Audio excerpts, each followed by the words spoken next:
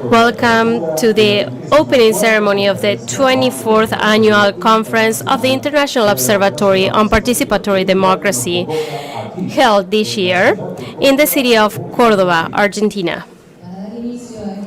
To get started, we invite Dr. Daniel Passerini, President of Oidp and Mayor of the city of Córdoba.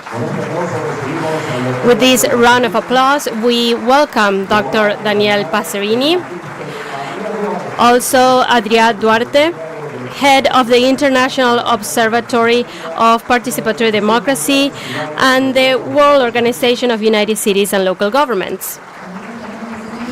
Also with us, Renato Simoes, National Secretary for Social Participation of Brazil.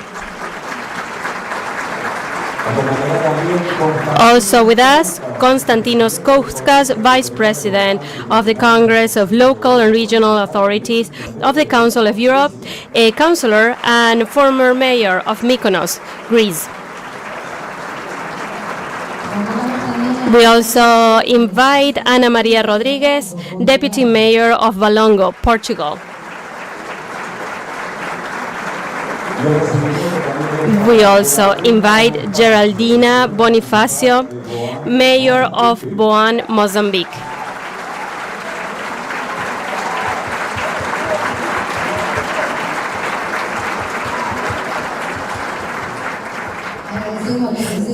We also thank the presence of the Deputy Mayor of Córdoba, Javier Preto.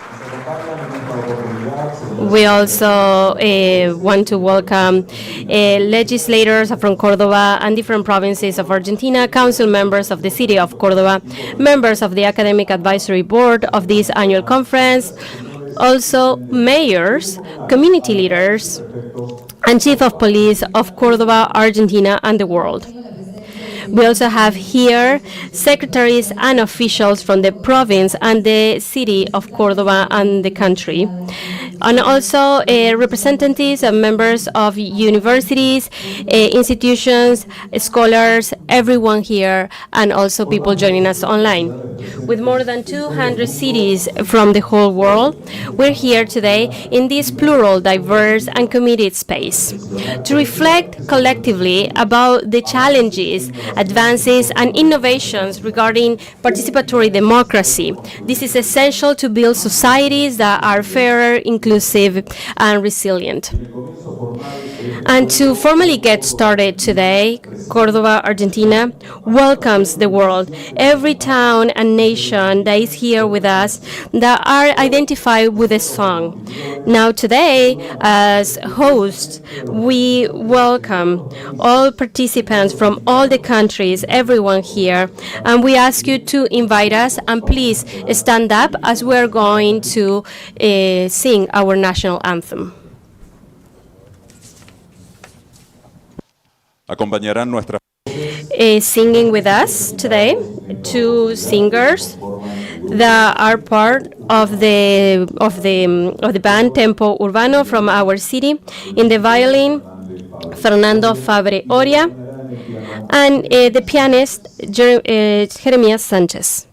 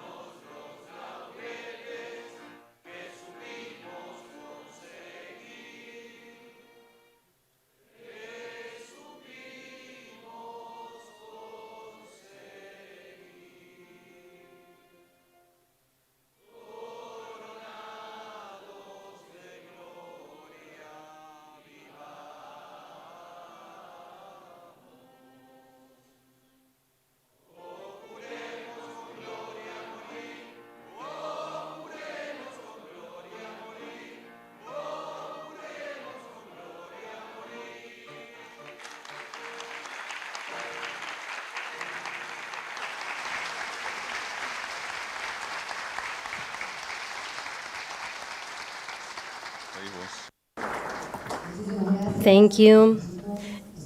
Thank you to the band. Please take a seat. Each year, this conference is a meeting point important for politicians, technicians, scholars, and activists responsible from the whole world. And they share the common ground to strengthen the citizen participation from a local perspective, but with a global focus. And today, we're going to share experiences, learn good practices, discuss ideas, and also draw a path to continue democratization in our cities. In the name of the city of Córdoba, hosting the Oidp, we welcome all of you and to be part of this actively, that we're celebrating the participation as an engine of transformation. Now, Emilia Saiz is going to say some words, the General Secretary of the World Organization of United Cities and Local Government. Good morning, everyone. On behalf of our global family, I welcome all of you to the 24th Conference of the International Observatory on Participatory Democracy, and I would like to express my gratitude and warm welcome to the city of Córdoba from UCLG.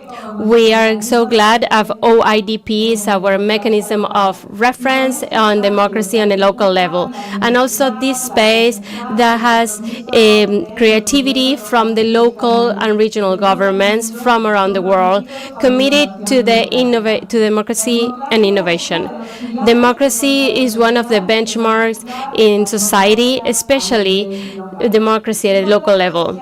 A renewal contract that should go forward with our municipal government in an era where inequalities should be banned from the human rights and inclusivity perspective. This beautiful community of leaders that are in favor of participation and who are here in Córdoba today is a testimony once again that when you have a safe and relevant space for decision making, people respond, and also the quality of public services.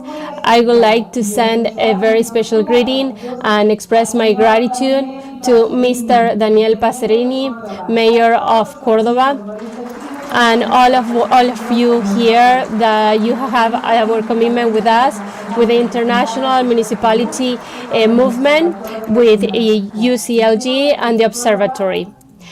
I hope that from Córdoba you are able to have strong foundations to connect and integrate and humanize the decisions in all levels from the government, especially in the cities and territories around the world.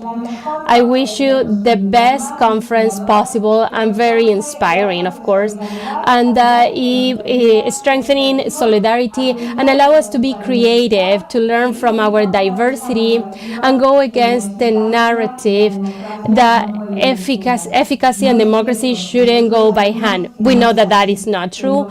We know that the most democratic aspect is the most effective, and we know that dreams are built from there for all the citizens around the world. We count on you. Thank you so much and good luck.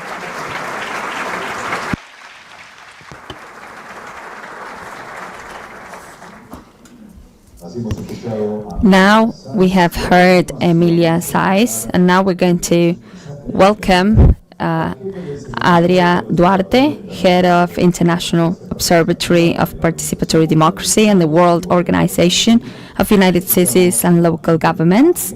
So we welcome Adria Duarte with an opening speech.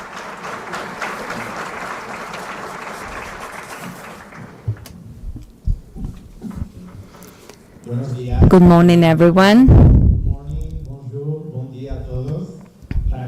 It's a pleasure for me to be here today in this opening ceremony for the International Conference of OIDP. This is an annual meeting of a beautiful community in which we defend participatory democracy and our dreams of participatory democracy. that represents our organization. I would like to start by greeting the giving a thankful to all the leaders here, the municipality of Córdoba, for having us here. It's an honor to be here with you. And I would like to give a speech to Daniel Passerini for the leadership you have, for being preceding the OIDP this year. And it's an honor to count on leaders like you being directing the city. So I thank you for hosting us in your city in a context in which is very difficult, not only here but in neighboring countries. So we greet the spirit of moving forward with this type of event.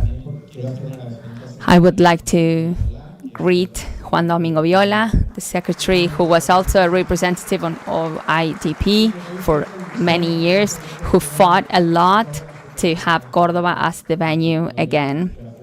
And I would like to greet Juan Pedro Cataclino, who was the one I was working hand by hand during a lot of months. And obviously, I would like to thank all the teams in the municipality of Córdoba.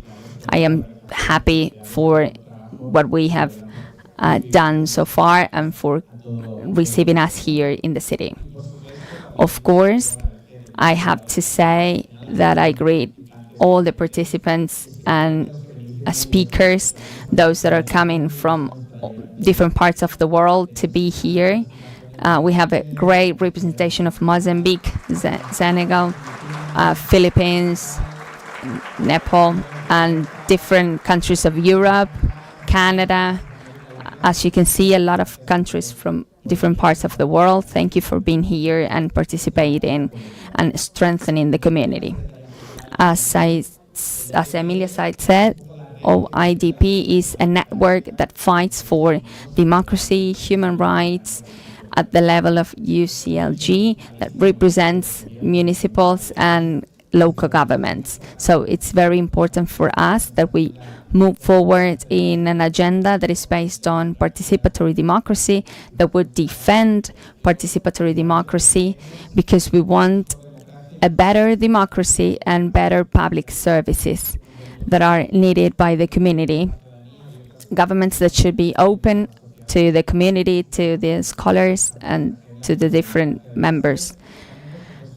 We also fight for an agenda on human rights that has been questioned, and we think that it's very important to include that in here. And multilateralism, we are seeing a lot of institutions that are being that are under risk, that were fundamental for the strengthening of governments in different countries. We want to have a network in which cities have a say. Of course, topics that are included in the agenda, like local autonomy, local finance, which is fundamental to defend public services and to have a participatory democracy. That's the reason why they need autonomy and they need a proper finance. So we need to move forward on that, and we will talk about that tomorrow. Also, we have an agenda on care. Friday will be the day in which we're going to speak about care in cities. And those are like the topics during these days that we've been working on through the different sessions and workshops. It is very important for us to reassert human contact. We've been here and we invite you to get to know each other, exchange knowledge, and the municipality here has prepared a cultural agenda as well. So let's speak so that we can create a stronger community. So it is important that apart from being part of the sessions, it's important to get to know each other and share knowledges and experiences in order to create alliances and partnerships in order to advocate for democracy. Finally, I would like to wish you a good conference, to extend our appreciation to the city, the Secretary of Flagman that I'm seeing there, for being here today. So just enjoy a lot of the conference and of the city. Even though today it's raining, the weather is going to become better and you can enjoy the city as well. Muchas gracias, Adria. Thank you very much, Adria. It's a pleasure to have you in our city. Now, we're going to invite you to see a welcoming video for all of us from the part of the municipality of Córdoba.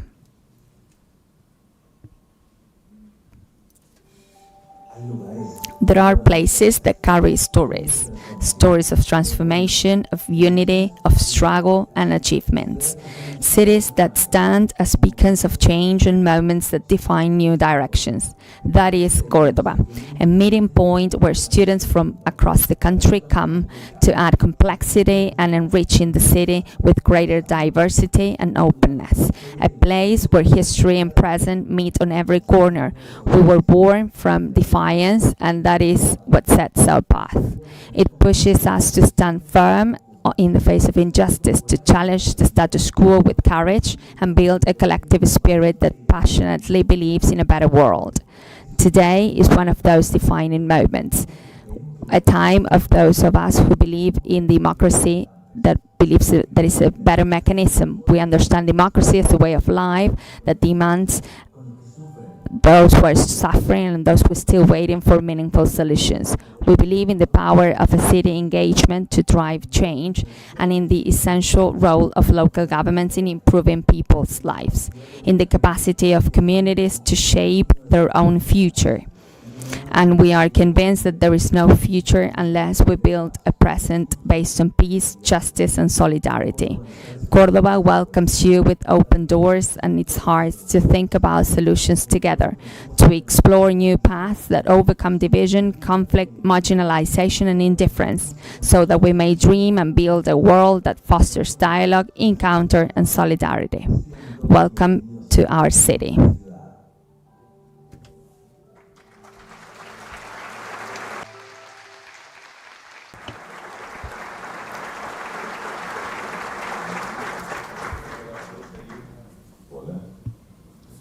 Thank you.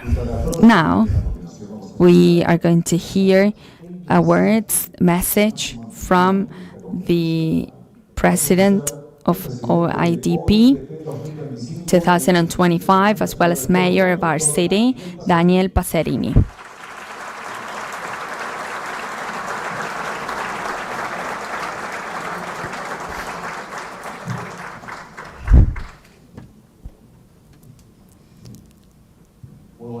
Good morning, everyone, in all languages possible. Welcome to our city. Chief Officer of Oidp, Adria Duarte, Secretary Social Officer of Brazil, Renato Simoes, Deputy President of the Presidency Caucas, and Deputy Mayor Ana Maria Rodriguez, and Mayor of Macola, Secretary of Citizen Participation and Youth of Córdoba, Juan Domingo Viola. A warm welcome to my colleagues, mayors from different cities that have gathered here from different places of the province, the country, and the world. Please, a round of applause for my colleagues.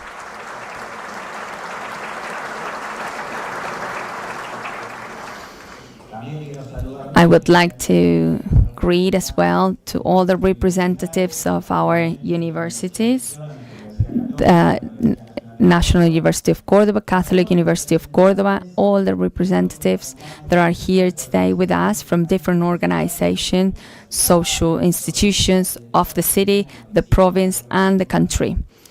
We welcome the representatives of international organizations. It's an honor for us to have you here. And especially, I would like to greet the representatives of the community centers that are here today. They are undergoing an electoral process during this last month. We are happy and we are honored to have this event held in our city, a city that is characterized to be the heart of the country, not only for its geographical location, but also for its way of being, that we love to be the hosts and we dedicate our time to have congresses and international events here in our city. We promote a culture of meeting, and at a very complex moment, as Adria described before, and I don't want to repeat what he said, but from my perspective on a local view, as being the president of the International Observatory of Participatory Democracy, it is important to understand public policies that are centered around people, especially in a moment in which, after the phenomenon of globalization, where failures of a systematic view started to have a negative impact on cities, which is the forefront of attention and provision of services for communities. Today, the world is undergoing a critical environment where there are specific types of leaders that are arising, and that places a view that is strategic from the point of numbers, from the viewpoint of understanding the solution of problems that is far from the reality of people, something that is quite far from the realities that people are living in. The direct areas of participatory democracy are places where people can say what they feel, what they are experiencing, and that is the reason why the observatory is in a aspirational moment. We want to have strong debates that are what matters to people, because we are governing for the people and not to transform numbers. That should be the pillar of any democracy. Democracy has the input on participatory communities. So we are discussing now the quality of democracy. In our country, democracy is something very important, and we have 41 years of uninterrupted democracy because we don't want to go back. But clearly,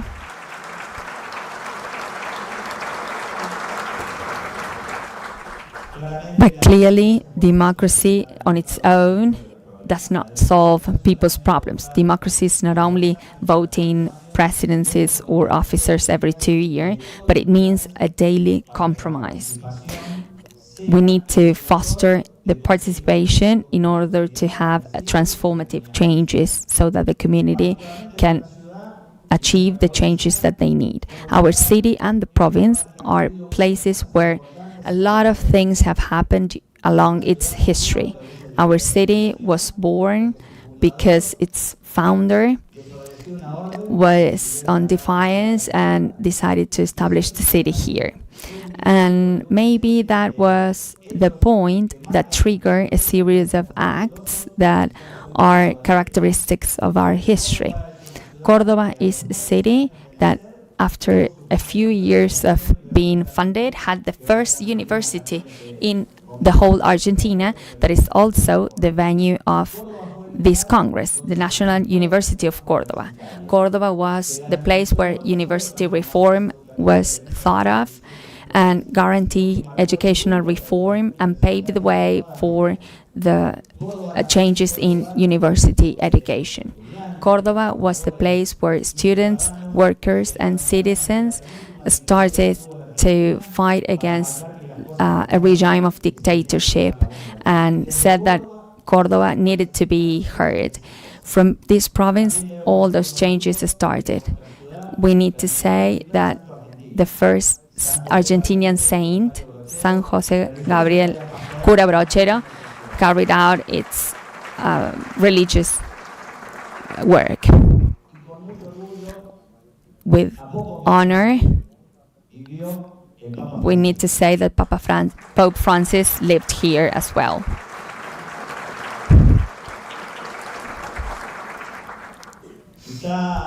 Maybe it's his legacy today needs to be present in all our actions, because seeing a dehumanizing context that is trying to be imposed today from local governments and from direct participatory mechanisms, humanization should be the basis of ways of solving problems in society. From that perspective, working together with people, we need to start this journey to solve people's problems and be part of solutions.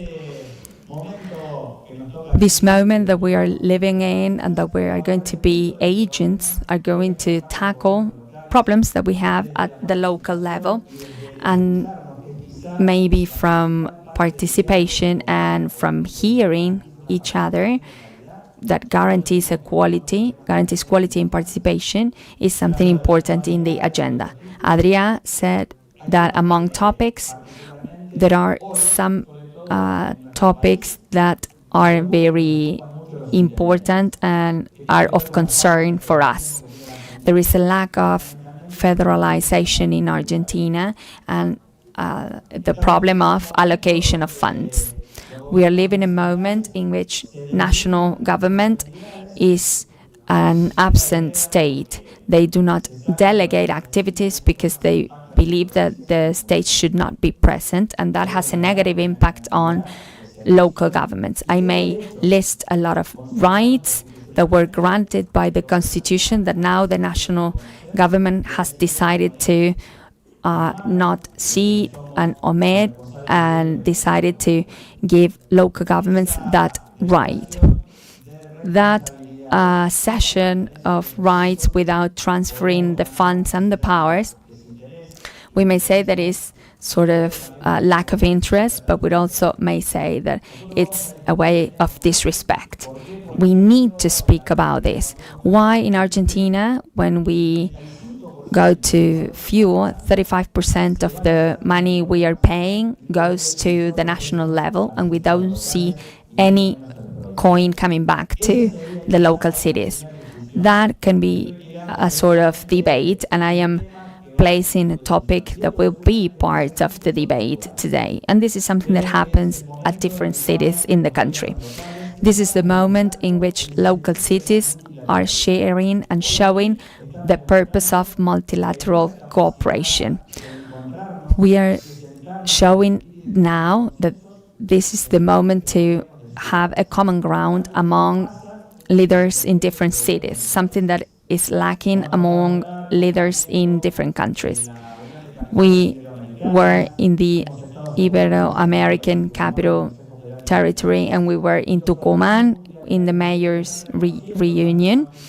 The IBM and international organizations are recognizing that local governments are the ones that are accompanying communities.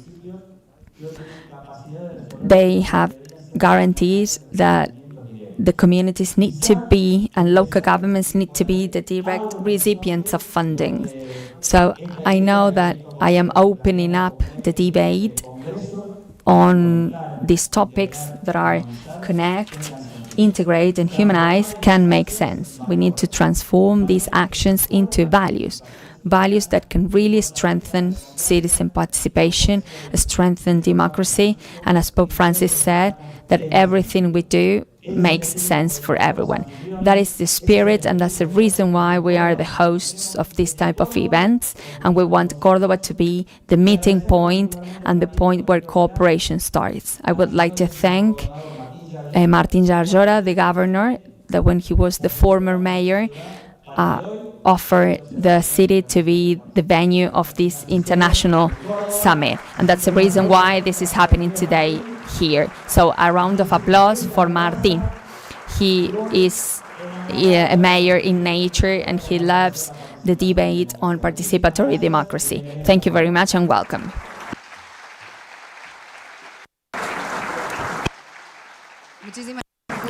Thank you, Daniel Pasolini, president of Oidp and mayor of the city. we know that we have to continue with the schedule. But first, can we get a picture of the whole panel, please? Everyone on stage here, the photographers can approach.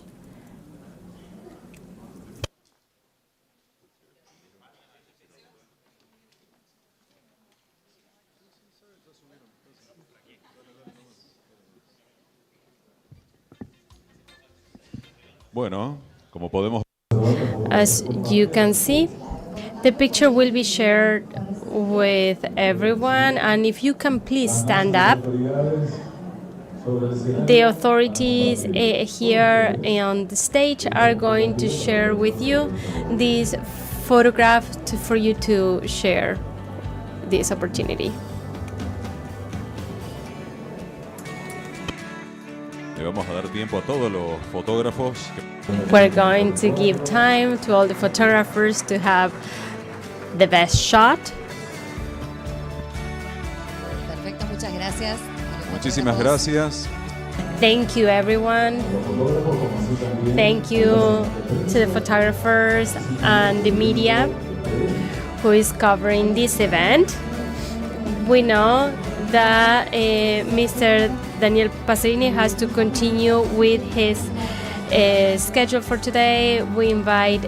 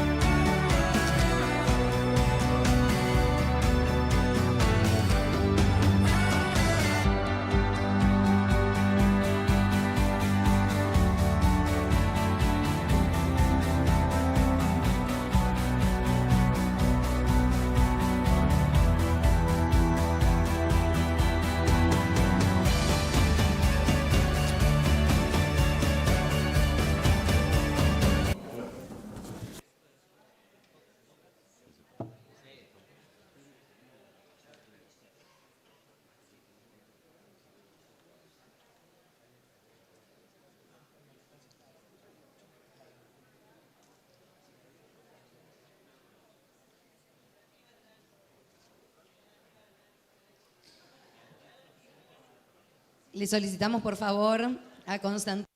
We ask Konstantinos Koukas, Vice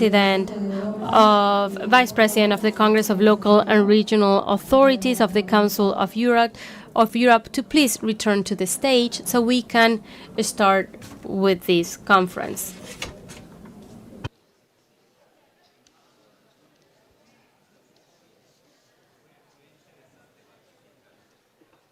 Gracias. Thank you. Welcome. So let's get started with this inaugural session, this inaugural panel. We are going to talk about connecting, integrate, and humanize cities facing the challenge of generating community, with the goal of opening the debate with a key to see different opportunities that we see local democracies are facing. In this panel, the first person talking, Renato Simoes, will talk, National Secretary for Social Participation, Offices of President of Brazil. Next, Constantino Koukas, Vice President of the Congress of Local and Regional Authorities of the Council of Europe, Councillor and former Mayor of Mykonos.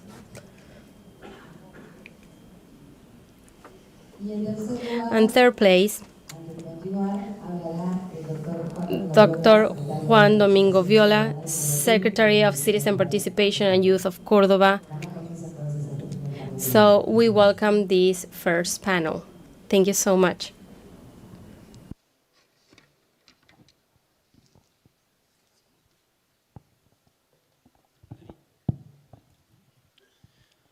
Buenos días. Welcome everyone of this important meeting. We have decided in the Secretary of Citizen Participation of Oidp as a priority in our international agenda. When President Lula started his third term, even during the transitional government, he changed the structure of the ministry of the General Secretary of Brazil. to be the meeting point of the government with the social government and organizations of civil society, and also to promote citizen participation as part of the government. As you know, Brazil is a federal republic. Our structure and participation is done from a federal level, then states, and then municipalities. And there is a net of councils that are connected between each other. But there is also a big challenge. And this is what President Lula pointed out, that wanted to be the center of the government. And that is that democracy nowadays is having a crisis around the world. And participatory democracy, we believe, is the solution of this issue. The crisis of representation is international. Different political parties, government, structures of the government are in shake, and are led by the people and the market that nowadays have the opinion in most parts of the world.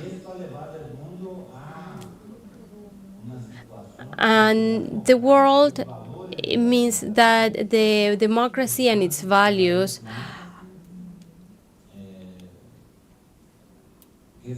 are more challenged to give new answers to the people's demands and to be able to get over these demands and also to the people that we want to represent. So participatory democracy is not just a detail of democracy. It's a path to overcome the crisis in democracy. We have also shared, we have seen this between Argentina and Brazil, as we have seen a lot of dictatorship, even during the same timeline. But in our recent history, we had 6 years where the democracy in Brazil saw its worst time. It was almost going back to a dictatorship. President Lula gave us an historic opportunity so the country could continue on with this economy that influences the world and to give a space of reconstruction and also democracy. That's why we are here today, because as having a continental government, and as in Brazil, it's important for these things to be there, not just only in the municipalities as the last stage, but also in the territories where people live and work, where they go to university, school, and that they are part of the public opinion. So part of the call for help from President Lula is that we have to get to social participation in social politics of the central government. The way this is done is through the representatory system, where you are able to choose your council members and seeing also the civil society and activists, but also it's seen from the people and having their participation and having their public participation in territories. So we have to create new opportunities for the people where they live, let's say college students in different institutions that nowadays are all around the country. Also, those who are fighting hunger in programs of transfers of rent. It's a program with 55 million people that assess monthly resources of the federal government to face their situation or they face in front of poverty. So the students that are able to transfer rent to continue in public education and to be able to take advantage of that and trying to see if they can get into college, and also while they are attending college. These people are not just numbers that are assessing social numbers and cultural numbers. They're citizens who have rights to construct their identity from a collective perspective. So the articulation of the numbers in the politics is a priority in this government. And the Minister of the General Secretary is one of the 4 ministers in the presidency. So we believe that we are part of a period to interact with Oidp and with mayors from around the world. We could be a minority. We are from different municipalities that are all on the same page. So the union, the experience, the solidarity linkage, it helps. It could be a little bit strange here because we're one of the few central governments that are represented here. But we have this intent of trying to take advantage of the social participation for a national project needs the digital means for this. So the digital means are going to elevate us to be a strong digital platform called Brazil Participativo that also calls for the participation directly from the people. For example, during the first year of the government, there was a reconstruction process that was destroyed from neoliberalism regimes. We had to reconstruct all of that.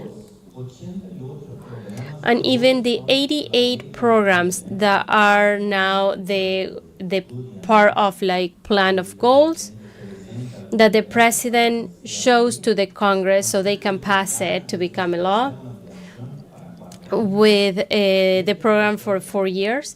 This whole process has involved more than 40,000 people in states and more than 1.5 million people that voted online on the reconstruction of all those programs.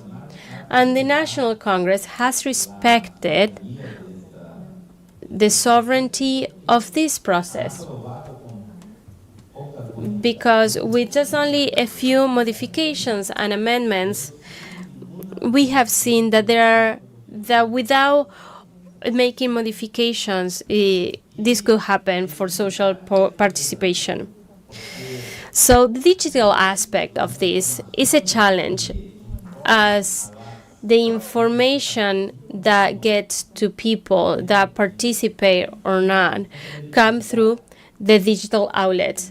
And then credibility is challenged as there are fake news.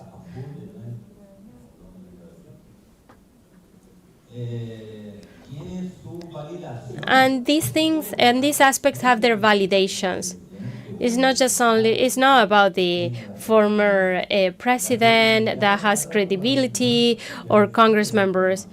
It's how you receive the information and how you reproduce that information. So the threat of these fake news and this culture of hatred that makes the community to be more violent. But violent against what? Against the black, against people, against immigrants, or the northern people in Brazil. All this is validated by the people, because my mom told me, because the teacher at school, because the priest, because of the ministry talked about this. And these are the challenges. Our system in democracy is not just only a system, it's a system of values. Democracy with racism is not democracy. We are sure that democracy is a system of voting, as Mr. Passerini said before. It's a system where all of us can build a civilization with values, solidarity. These are not values that we can try to say, let's avoid them and we'll have democracy. We cannot do that. So for us in Brazil, it's very important that this relationship between what's happening in territories and territories that have easy limits, and then in big cities where we have intra-municipalities. Let's say I am from Córdoba and I am from this CPC. That's my identity. It's not the same thing to say I am from Sao Paulo. That's my city. That's my identity. I don't go to Sao Paulo every week to see my family. I go to Campinas. In Campinas, we have the different identities. So this is the place where we look for citizen participation in different territories that are inter-municipalities or intra-municipalities.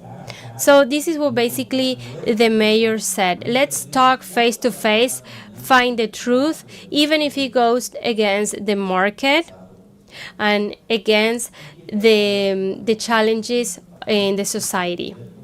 And this will strengthen the society and participation of the society. So in the name, on behalf of President Lula and the minister, we want to say our regards. So we are stronger in the government with this participatory democracy that makes the people a strong force to change oppression and injustices in society. Thank you so much.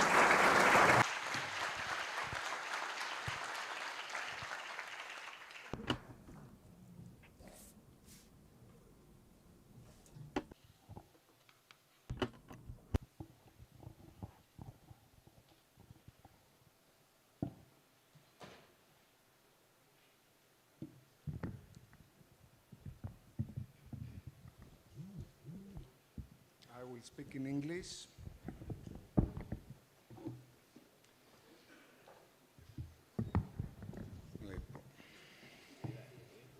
Dear colleagues,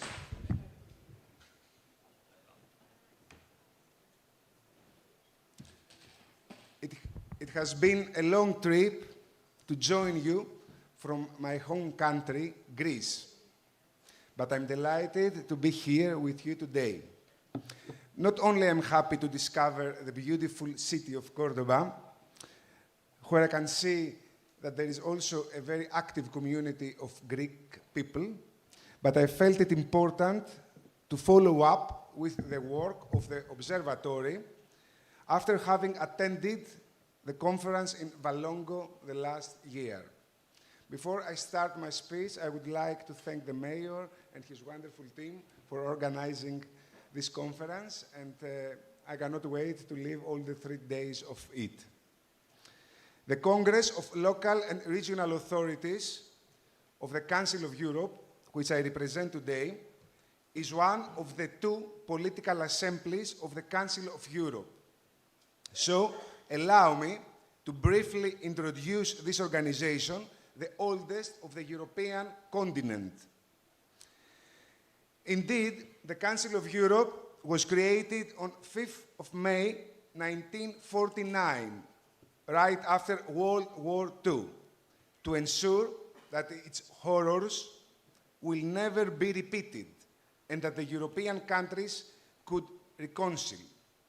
The 10 founding states back then, Belgium, Denmark, France, Ireland, Italy, Luxembourg, the Netherlands, Norway, Sweden, and the United Kingdom, engaged in promoting democracy, human rights, and the rule of law, followed after a couple of months by 4 more countries, Turkey, Greece, Iceland, including Germany. The fall of the Berlin Wall in 1989 opened the way to the accession of Central and Eastern European countries and the Federation of Russia in February 1996. In 2022, the Council of Europe comprised all the European states except Belarus. In March 2022, when Russia launched its large-scale war of aggression against Ukraine, the Council of Europe decided to expel the country. Given this new geopolitical context, the Council of Europe felt it necessary to bring its member states together to reaffirm their commitment to common values and their standards.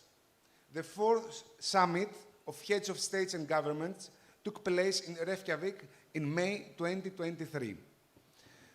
There, the leaders of the 46 member states adopted the Reykjavik Principles of Democracy, which stress the joint responsibility of national, local, and regional authorities in strengthening democracy and good governance at all levels. They also recognized grassroots authorities as being part of the system of checks and balances which contributes to the democratic stability of the European continent. By recalling this important European milestone, I wish to underline that democracy is not something obvious that we inherit. And I speak also as a Greek, the homeland of democracy. Democracy, it is something we build, protect, cherish, and must commit to. We all know about the many challenges democratic societies are currently facing, be they economic, geopolitical, environmental, and societal. We are living, and you all know that, in an era of rapid change and growing uncertainty, in a world marked by a complexity of developments and mistrust. The digital age, which we'll discuss further in this conference, in particular, while opening doors for greater civic participation, has also become a battleground of misinformation and polarization. In such troubled times, it is essential to remember that local democracy is a crucial pillar of democracy. Without a strong, efficient local democracy, there can be no solid democratic societies. Local democracy is the cement of society. It is at local level that direct contact is possible between the elected representatives and the citizen. Furthermore, many powers can be better managed at local level than by any other level of government. Local autonomy ensures that power is shared not just vertically, but also partly horizontally. Cities and regions are not just administrative units. They are places where values, human dignity, equality, inclusiveness, and dialogue take tangible form in everyday life. How are we, in the Congress of Local and Regional Authorities, supporting local democracy? Firstly, and the most important, is that the Congress bases its work on a legal reference text, the European Charter of Local Self-Government, a Council of Europe treaty which has been ratified by all member states. The Charter lays down standards for protecting the rights of local authorities and requires the member states to comply with several principles. We carry out a regular country-by-country monitoring on the implementation of these principles by the states. We establish a constructive political dialogue with their authorities and adopt recommendations to the states concerned which are discussed during the Congress plenary session. Unlike other conventions of the Council of Europe, the Charter is a convention ratified only by Council of Europe member states. We are currently exploring ways of making the Charter better known beyond Europe's borders and of extending its benefits to other regions of the world. It is more important than ever for Europe and its institutions to strengthen ties with regions that share the same values. Secondly, the Congress supports local democracy by carrying out cooperation projects and activities.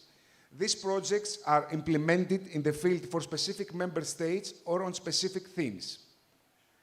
Thirdly, the Congress is implementing a whole range of other activities intended to increase the quality of local democracy and support local authorities in fulfilling their duties.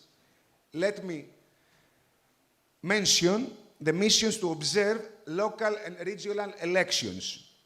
I was recently, last month, part of the Congress delegation that we observed the local elections in Finland and the new human rights strategy aimed at promoting a culture of human rights at local and regional levels. The preparation of thematic reports also helps addressing subjects of common interest. The adoption of such reports during plenary sessions provide the opportunity to discuss and share good practices, formulate recommendations, and conceive initiative policies in various areas. All in all, what we do in the Congress is to support and promote the good local governance, because the quality of local governance has a direct impact on the quality of life of our citizens in their communities. Dear colleagues, democracy is not perfect, but it is the best system we have. Why? Because it is about people. And despite many long-standing and new challenges, democracy endures. Why? Because it is built on the resilience of our societies and communities. I'm very pleased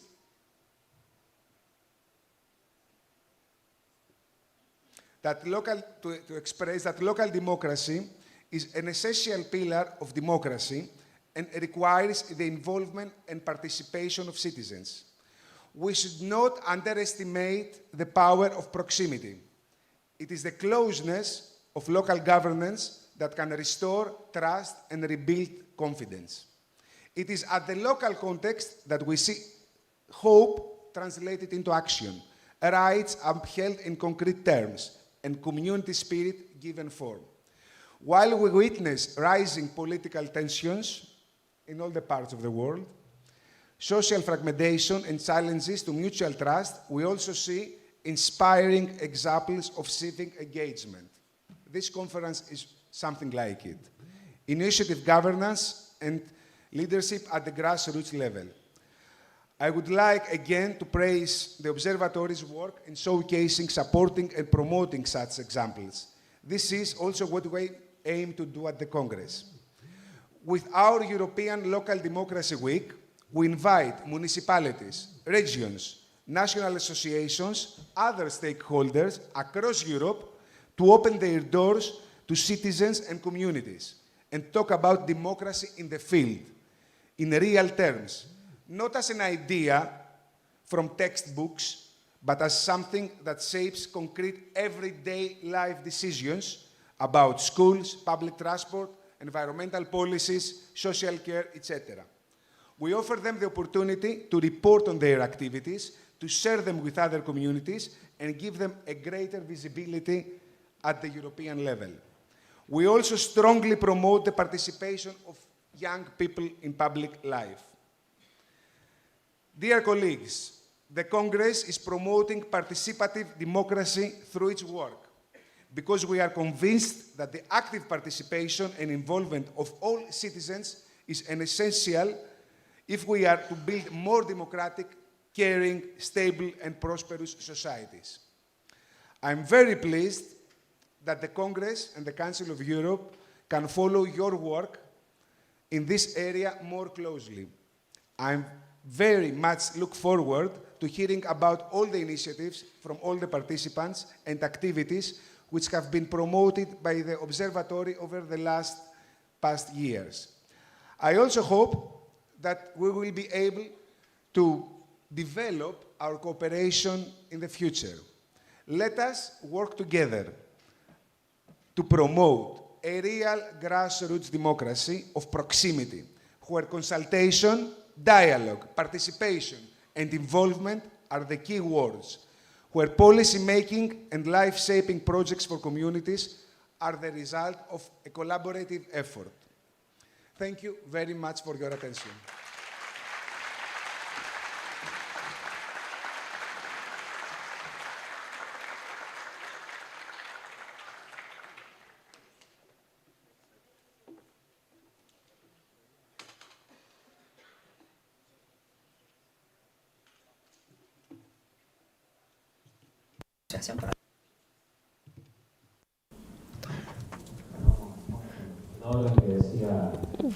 We are following the order that the presenter said a few minutes ago. We're going to leave the best for the last part.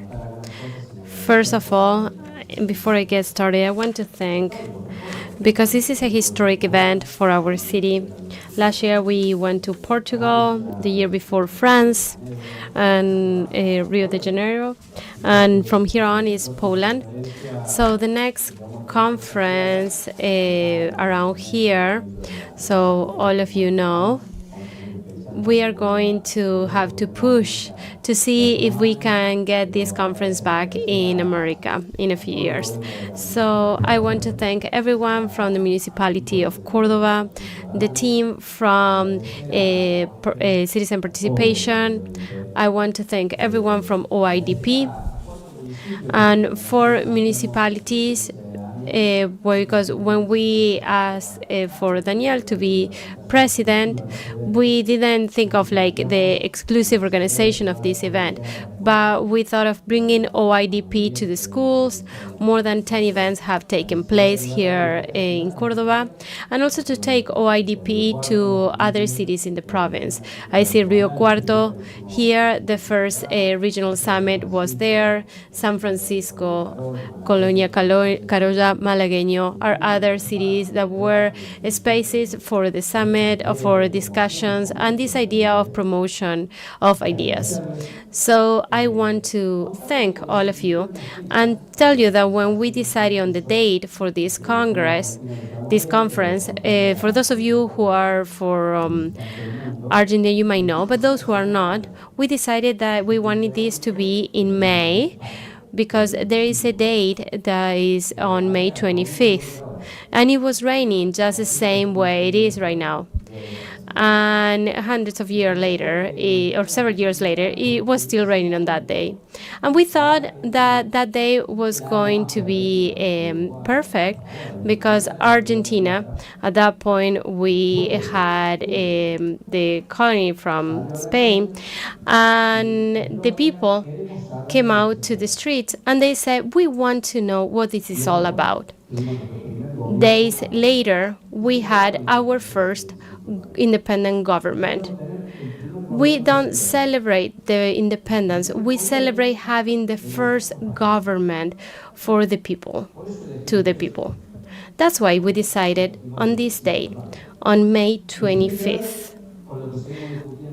And it has to do what we continue talking about as humans. Basically, the role of people, of the towns, of the citizens, when they have to decide and govern. And many of us who are here are part of the team of citizen participation. And we have to see how to define ideologies, phrases, and words such as democracy system, humanize, connect, integrate, are become a reality. So those things that we say become a reality. So the citizens who are walking the streets in every single city are able to enjoy societies that are more humane, more connected, and more integrated, and that the democratic system works for them, because basically we participate for the better. The organizations and the people work to be better. They look in these institutions of participation that are part of the government the way for them to feel better and to be happier, because we solve issues in neighborhoods, issues in infrastructure. We generate the conditions where they are able to perform the things that they wish. So along this conference, we identified these putting into ground these ideas such as participation, decentralization, that for us are basically the same thing. You cannot find decentralization if you don't have participation. Here in Córdoba, we decentralize to be able to participate. We generate conditions to answer to the neighbors so they can participate. So this is a huge challenge, and that's a task from the government, because the people want to know what to do and how to do it. So in this conference, we decided, when we were talking with the Oidp, to try to change the paradigm in participation. Generally, the idea of listening these voices, that they could express themselves and that they become transformation. So that's participation. The idea of creating solutions to the issues that the communities are telling us, that's also participation. Participation is also having open information, so societies and the community are able to learn about this information, so there is a paper trail of records and anything that has to do with administrative tasks. But we also want to go a step further, basically listening in the participation of doing, how we are part or how we involved organizations, community centers, and clubs. Basically how we want our neighbors to be better, so people can live better when they're part of it. How we process management, how we open the process of governance, and the executive branch to the society.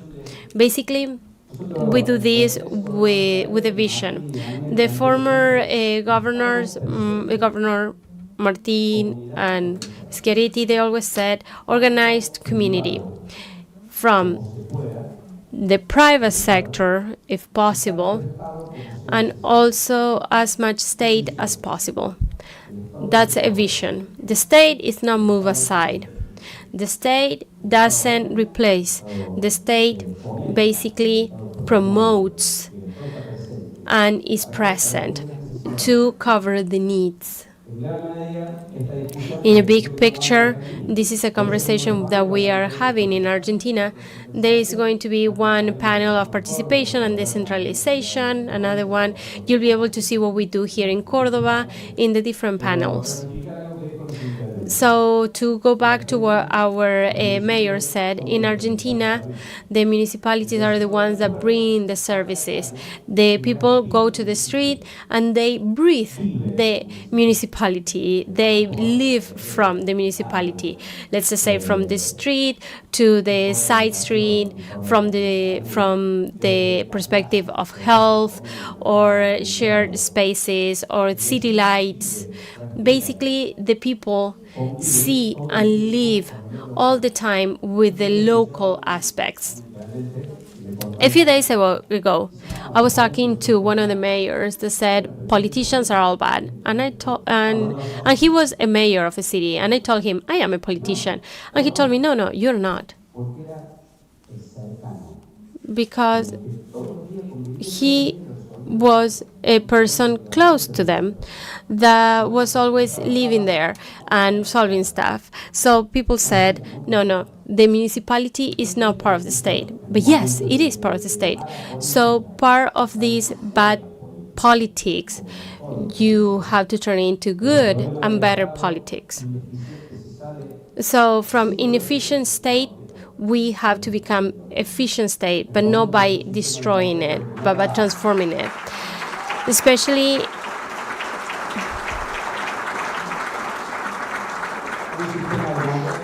in the democratic system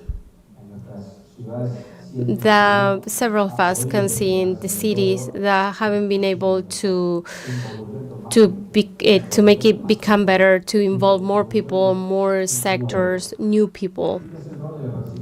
You can see the role of participation to make state better, democracy, and participation. So this is a huge challenge that we have ahead of us.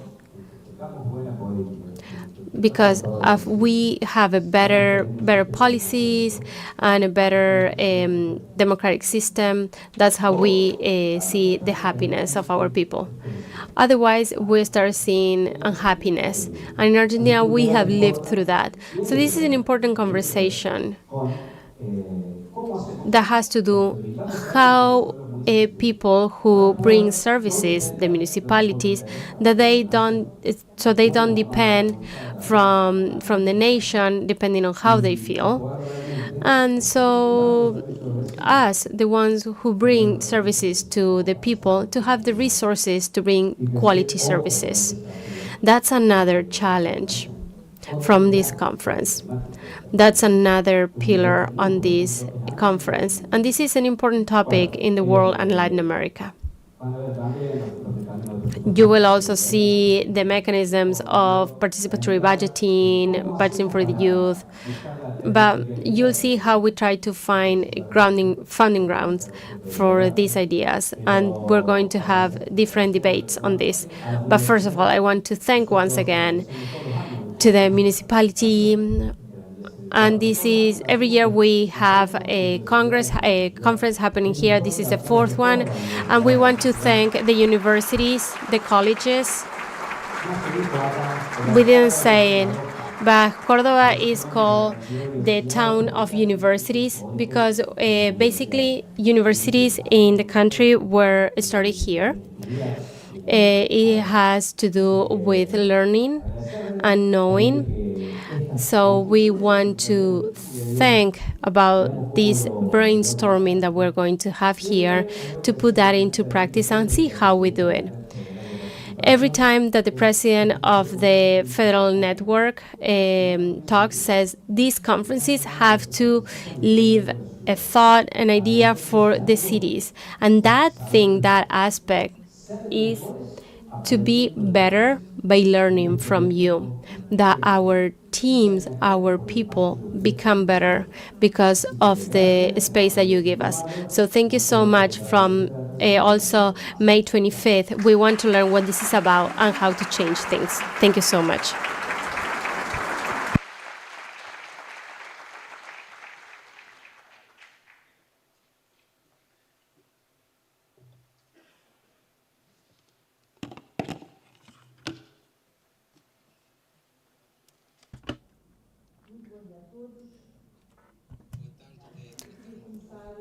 Good afternoon, everyone.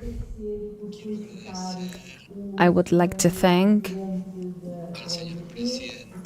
to the Oidp president, the mayor Daniel Passerini, for the organization of this international organization. I know the hard work that is implied in organizing such a huge event, but I know that the following days are going to be beneficial and fruitful when we have this type of events where participatory democracy is at stake. Juan Domingo Viola, Renato Simoes, Caucas, and Geraldina Bonifacio. I greet you all, and by you, in name of the municipality of Balongo and José Manuel Rivero, the mayor. Their professional commitments they have prevented him from being here in the conference. But he wanted me to let you know that he had a message that is inspiring for us in the conference.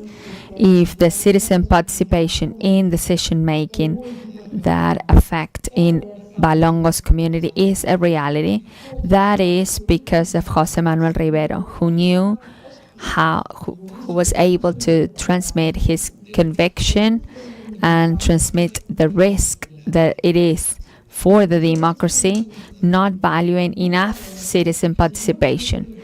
Now we have a municipality that is always on alert and moving to foster different sorts of participation, like participatory budget, open meetings, the use of participatory online platforms, and the paper process to guarantee transparency, access to information, and the creation of spaces that foster participation.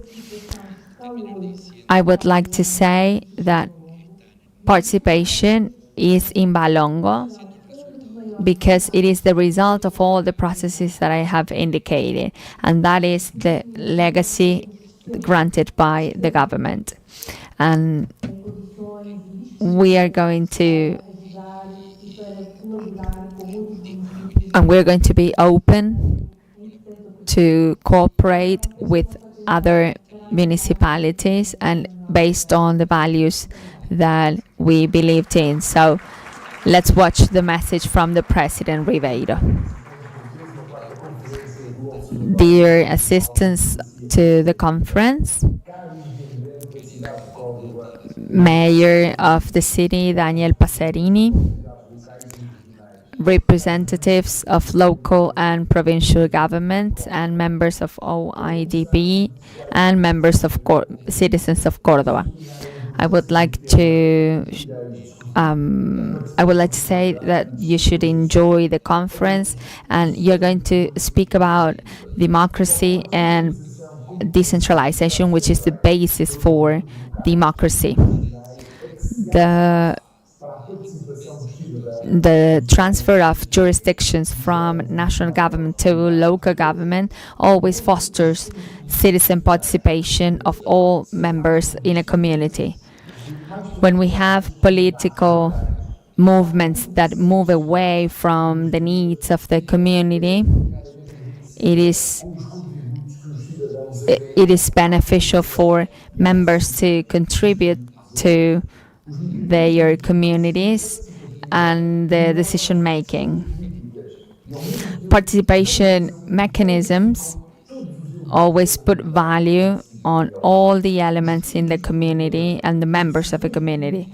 The study of analysis that arise from political decisions should solve problems for the community, and this creates new groups of communities that have better tools and resources to engage in participation and contribute to their knowledge to the service of local governments. Members of a community bring to the table the problems that they are facing based on analysis and reflection that are then seen by the rest of the members. As we're speaking about Balongo in the last conference, citizen participation will be crucial for science and truth. This is in opposition to fake news and misinformation. So the best antidote to populism that limit international politics is this.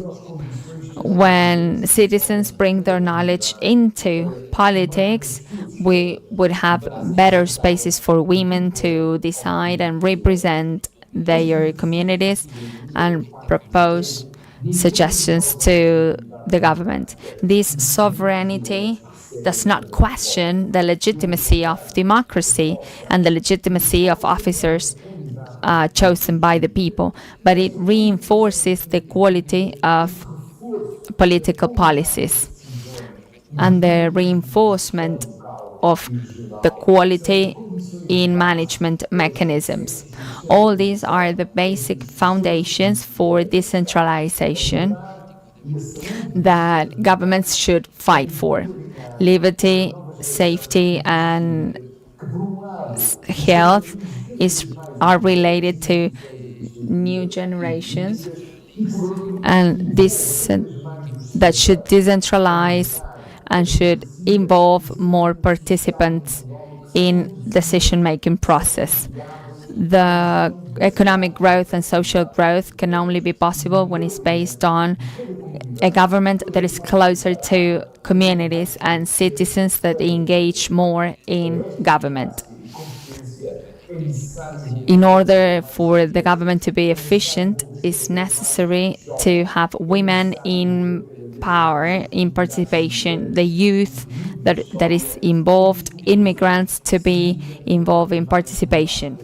In this period of time where there is a trend in migration, I would like to wish you all to have a fruitful debates that can be beneficial to strengthen the citizen commitment and to promote the well-being in communities.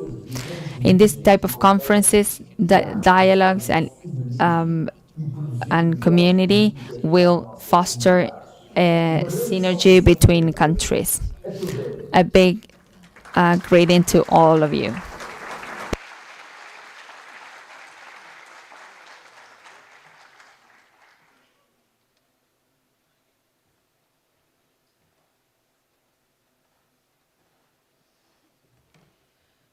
Muito obrigada.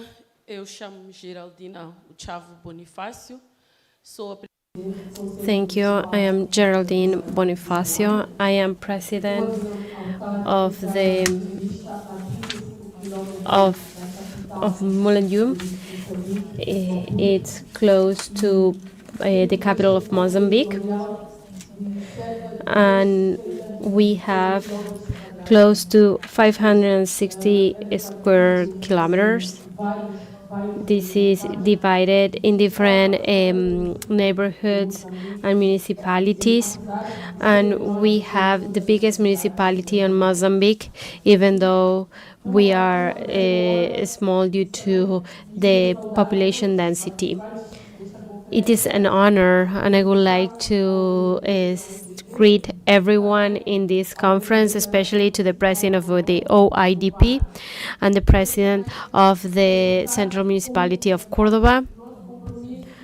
We also want to say that as people from Mozambique, we want to show our commitment to continue with participation in democracy, with inclusivity and sustainable development. And this represents a huge aspect for the consolidation of principal fundaments that guarantees our democracy, that gets closer to its people for a sustainable development. We know that right now we're facing challenges due to bad use of social media and populism, the impact of climate change, and the exponential growth of the population.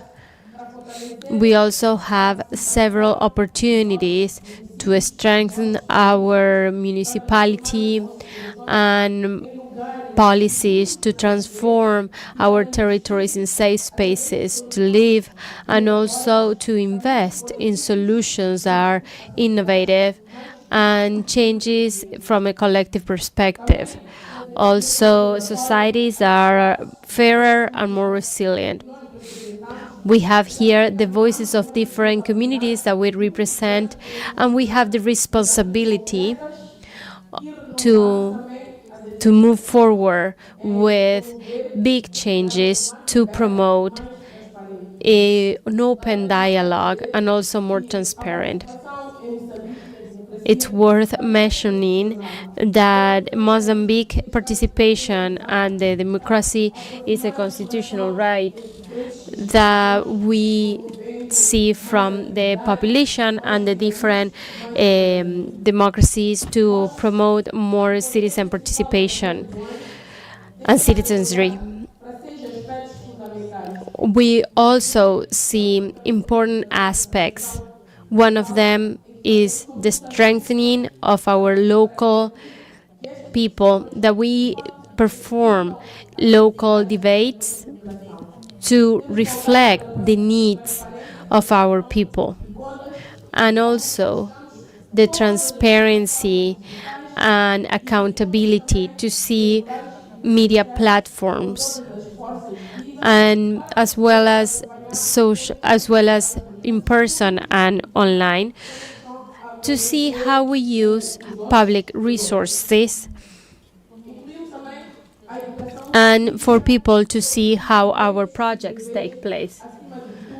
The public task as institutions, and to see how we work to activate this participation. We also promote entrepreneurship and local development, because we know that it's important to strengthening our businesses from a local perspective, to have a sustainable infrastructure.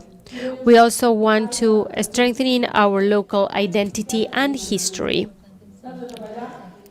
We think that it's important, the feeling of belonging, to strengthen our society. With this being said, I want to say that the people have a very important role in the society. This way, we can trust and have confidence on the institutions and the state, to have an environment of collaboration and also society. And this would lower inequalities and contribute to the collective well-being. We promote democracy. There is influence of policies and public figures that these decisions are aligned to be able to reduce inequalities and social conflicts. With all these tasks and important roles, we also want to improve the public services such as infrastructure, health, transportation. So all these aspects and roles that the citizens have are valid. The state has to work to promote autonomy from the administrative aspect, so it's solid and it doesn't depend from other levels for decision making. We are working, so our foundations and our taxes are a part of this sustainable development. We also have our network and we want to strengthen our government. Our legislation is flexible, so we're always dynamic and we're always being updated for entrepreneurship. We know that artificial intelligence and the digital revolution are happening. We're working to invest and to have better accessibility. We have some digital aspects where people can use devices so they can access pages and also the pages and budgeting information, so it's available for they're available for everyone. Since we are the last speakers of this session, and to reward or basically thank people who talked before us, we want to thank this space, this vital space to exchange ideas and to strengthening global cooperation that also renovates the power of our citizens. I also want to say that I hope that this observatory is a moment of profound reflection to strengthen our society, because we want to leave this place with more inspiration to implement actions that are transformative for our society, for our territories. Thank you, everyone.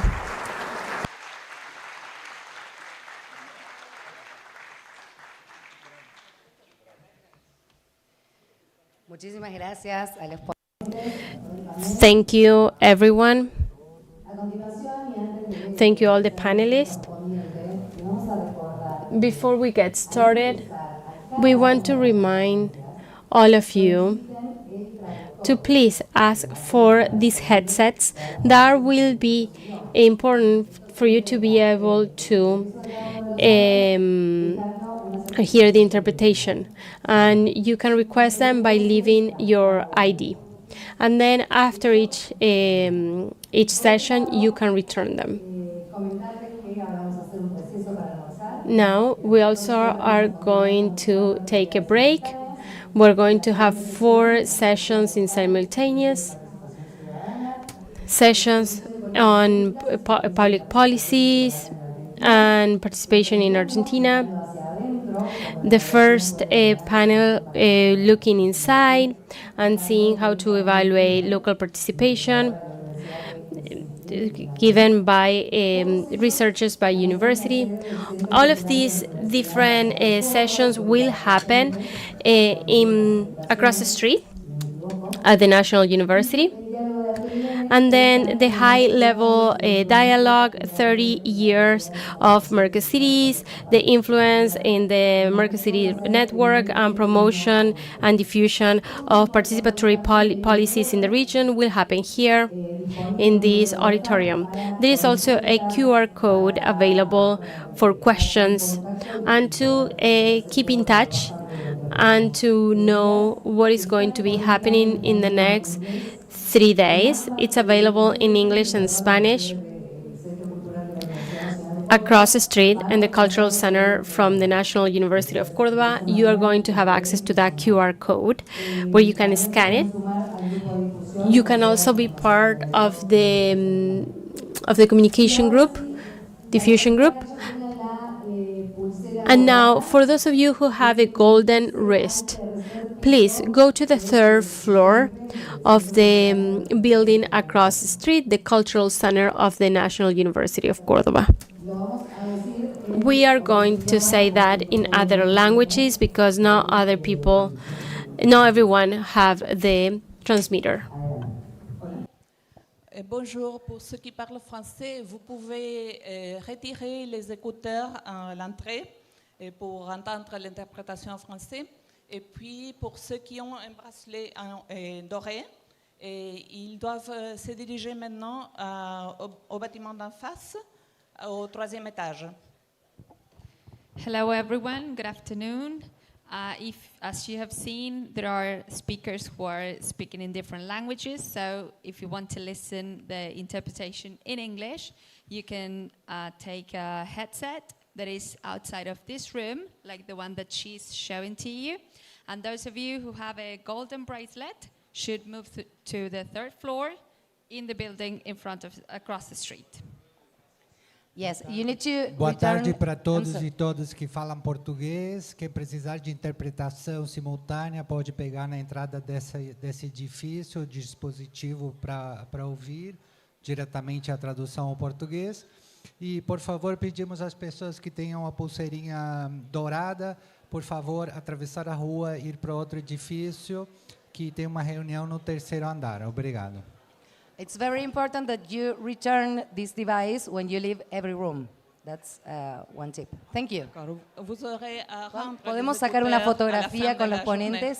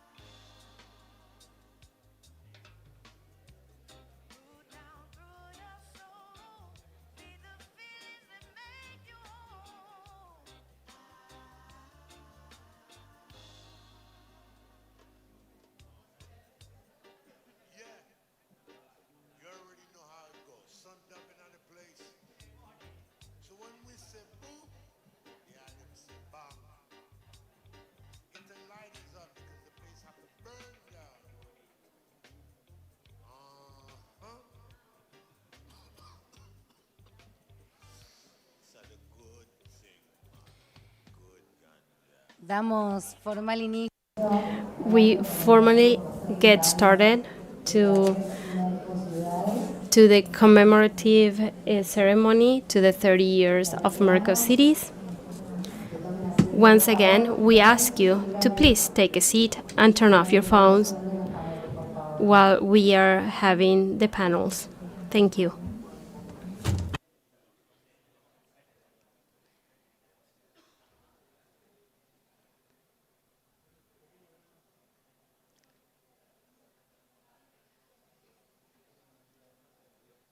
Los invitamos nuevamente a tomar sus asientos.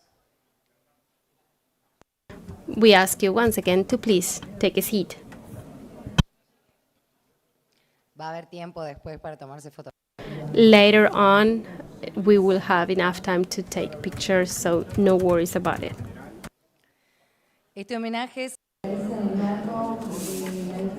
We are here on the 24th conference for the International Observatory on Participatory Democracy, Oidp, with the president from 24-25 is under the President Daniel Passerini. This is the first summit. The first summit was in 1995 in Uruguay. The cities are respective spaces for participatory democracy, and citizenship is strengthened. Mercos Cities is a powerful voice in the local level, so municipalities can be at the equal level. There are participatory policies and integrative policies. This is an anniversary that continues working with commitment.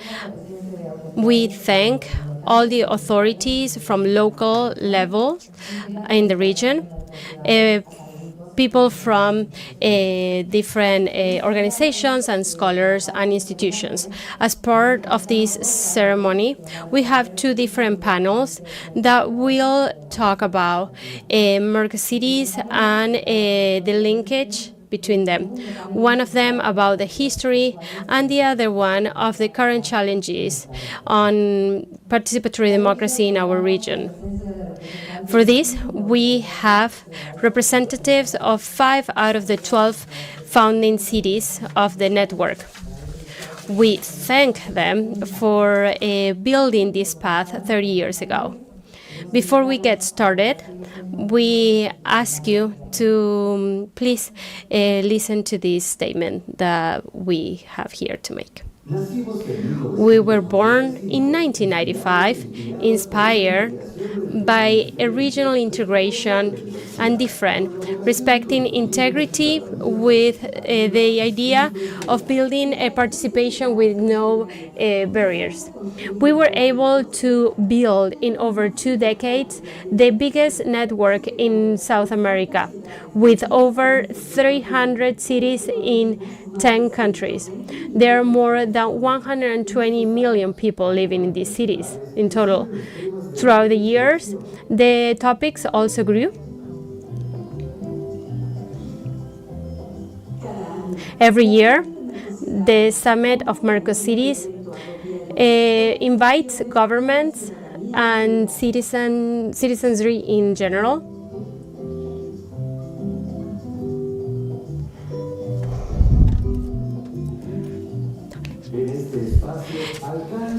in this space. Mayors from our region discuss in an assembly the priorities of the Mercos City, and all the instances of work in the network are also met. In different regions and on a global level, we have the support of other organizations as well.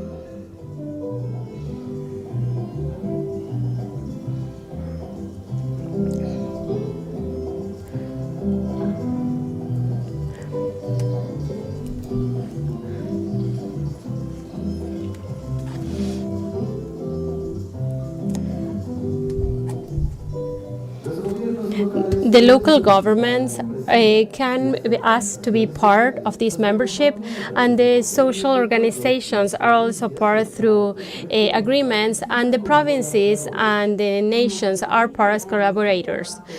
With more than 20 years for cities with democracy and with participation and decentralized, and also healthy and respectful of natural resources.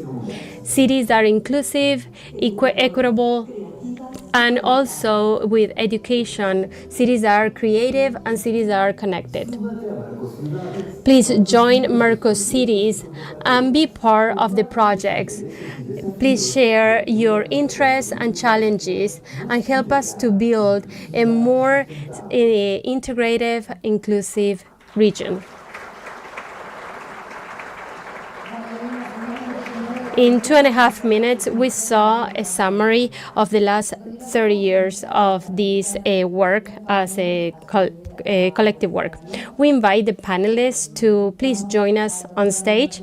Dr. Pacerini, Mayor of Córdoba and also President of Oidp. Julio Alac, Mayor of the City of La Plata.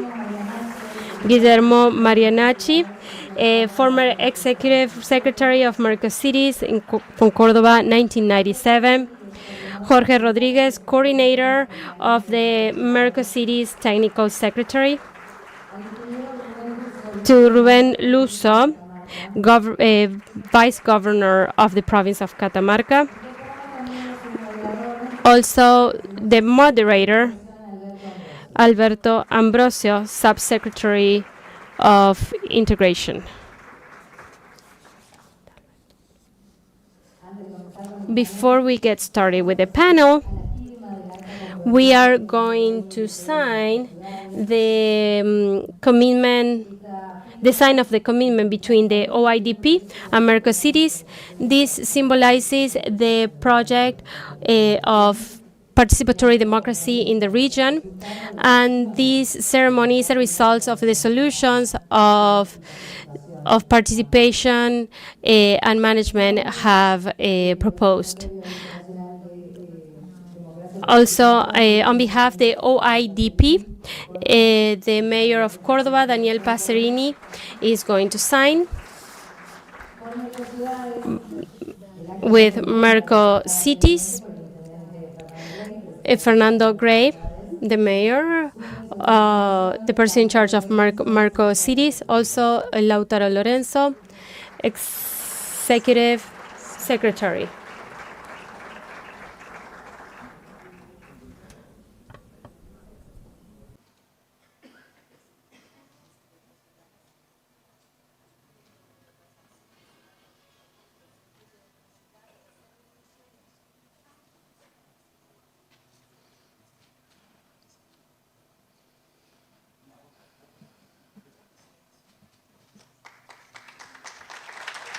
Fuerte el aplauso.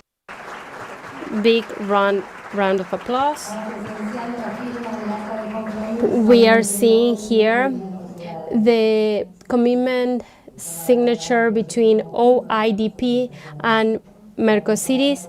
This will help us to improve public policies, to improve here in the region.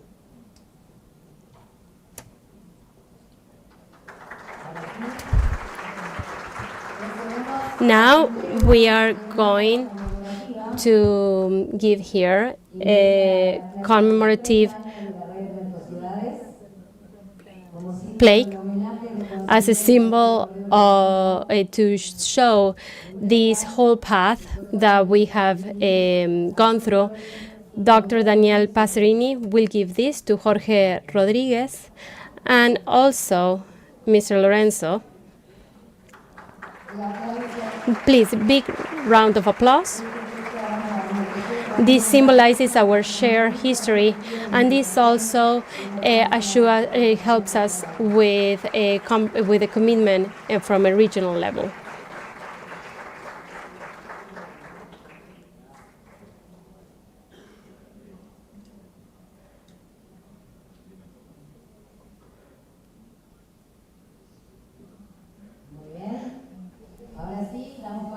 Now we are going to see the first panel of the day, Mercosity, and the first steps.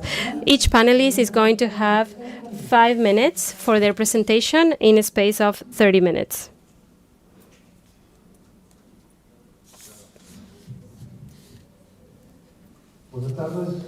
Good morning. Thank you, everyone, for being here. Thank you for giving us this special space. We are here to coordinate the first panel to celebrate the 30 cities of Mercosities. Córdoba was one of the founding cities of this network that has been working for the integration with the focus from the local level and trying to bring solutions to the citizens in Latin America. Together with Asunción del Paraguay, Rosario, La Plata, and the city of Buenos Aires, Uruguay were part of the initial group that this network is here today. We're represented here. This network hasn't stopped growing. We are more than 400 local governments from Latin America that are working together. So this introduction does not become so long, and also for the presence of the panelists become longer. The only thing that I'm going to add to this is that for the last 30 years, some of the topics have become more up to date. Some of them seem very far off, but when we started talking about climate change, it seemed at that point that it wasn't going to be so common to talk about this, but it has become. For the last 30 years, some topics about democracy were difficult to think about, but at some point we needed to reaffirm them because they were part of our conviction. Today, due to some risk, we have to continue confirming those values from the democratic system. In these 30 years, we had the pandemic in the middle, the advancement in technology, globalization from the digital perspective, and artificial intelligence has broken the limit and has also made us closer together. These years has also allowed us not to go backwards and to put in the schedule and the agenda topics that shouldn't be there but have to be there because it's our responsibility to continue thinking about them, like discrimination, inequality, and xenophobia. Congratulations for the 30 years, Mercosities, and thank you everyone for being here today.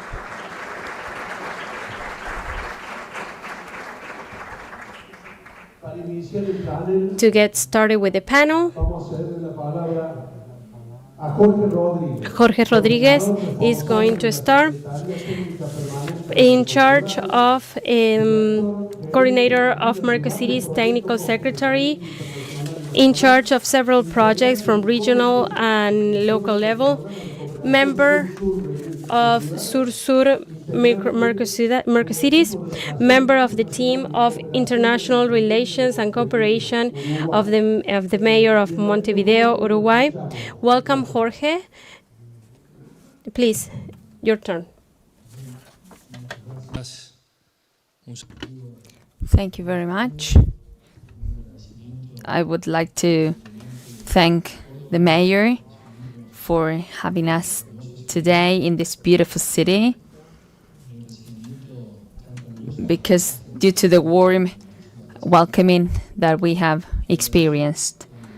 I would like to thank my friends here in the municipality hall that have contributed to make us feel at home.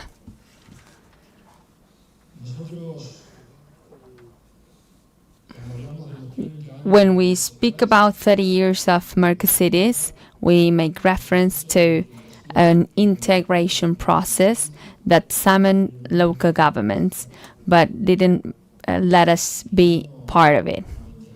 In the year 1995, local governments saw that in the regional integration process, there was an opportunity for building something beyond the boundaries of our countries that were thought not to cooperate but to compete. So that integration process that local governments have carried out, and we were in the early stage of a democracy after the regime of dictatorship in 1995. We were in the early stages of democracy, and we wanted to move forward with that model. So in that context is that local governments had to give solutions to the community on different issues. There were local governments that started to provide answers to needs of the society and give them a way to participate in the solution of communities. And that is when we started speaking about participatory democracy and decentralization, 1990, 1989. We saw local governments as leaders in terms of the foundation of Mercosides. And most of the representatives of those cities are here today. And then we started decentralization and participation. 1989 in Porto Alegre with participatory budget, Montevideo in 1990, Rosario, Argentina, and Córdoba with the community participation cities centers, CPC, that are still in force today. So local governments started to put on the regional agenda and to rethink the agendas in terms of providing solutions for the needs of the community. So, considering that situation, we also saw that Mercosides started to look to the neighboring countries to find joint solutions. Those cities were the founders of the Mercosidi. Mayor Julio Alac, who was one of the founders signing the Mercosides Charter, with a huge challenge ahead. At that time, we started seeing the need of giving a solution in terms of incorporating gender approach. That was something that came from the community. Many of the communities we spoke about put those topics on the agenda, and Mercosides is an echoing entity that fosters these issues. And this is when gender perspective started to be part of the agenda, and we started thinking about having offices for women in local governments. And at that moment, the priority was that we needed to allocate funds to open offices for women. And that seems to have occurred so far away, and they seem to be something normal nowadays. But apparently we need to keep on fighting. For Mercosides, this was a meeting point between local governments in the heart of the region. And I would like to recognize two individuals, not only for this 30 years of work, but personally because they have meant a lot to me and who allowed me to be part of these 30 years of Mercosides. The mayor of Montevideo, twice mayor of Montevideo,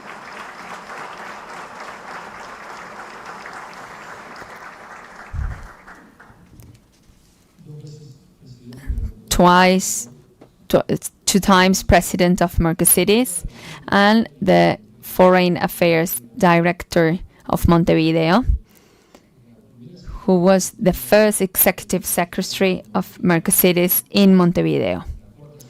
We are the fourth city that appointed such a job position, and those individuals allowed me to be part of Mercosur for more than 30 years now and be part of the journey building these spaces in the network.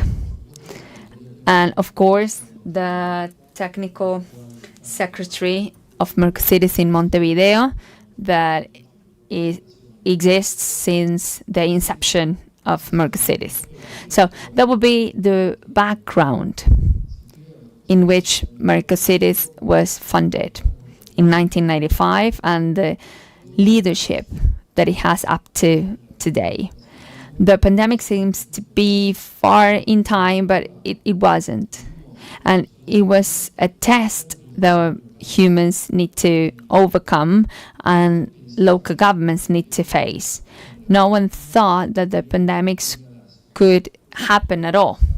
We all thought that the pandemics was far from our region, and some time after the pandemic hit and Mercosur needed to do something about it. And Mayor of Tandil was the only virtual president of this network. So we're here to give a testimony and to hear all these speakers who have built the network and this space, and we hope we keep on growing a lot. Thank you very much.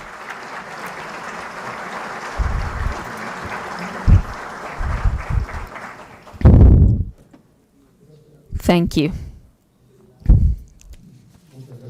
Thank you, Jorge.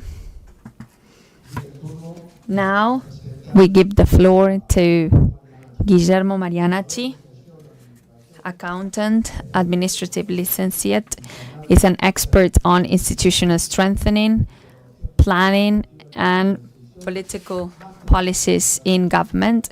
He has a master in public governance and a PhD from the National University of Córdoba, former researcher and professor in the National University of Córdoba, and professors at different academic postgraduate degrees. Thank you, Jorge.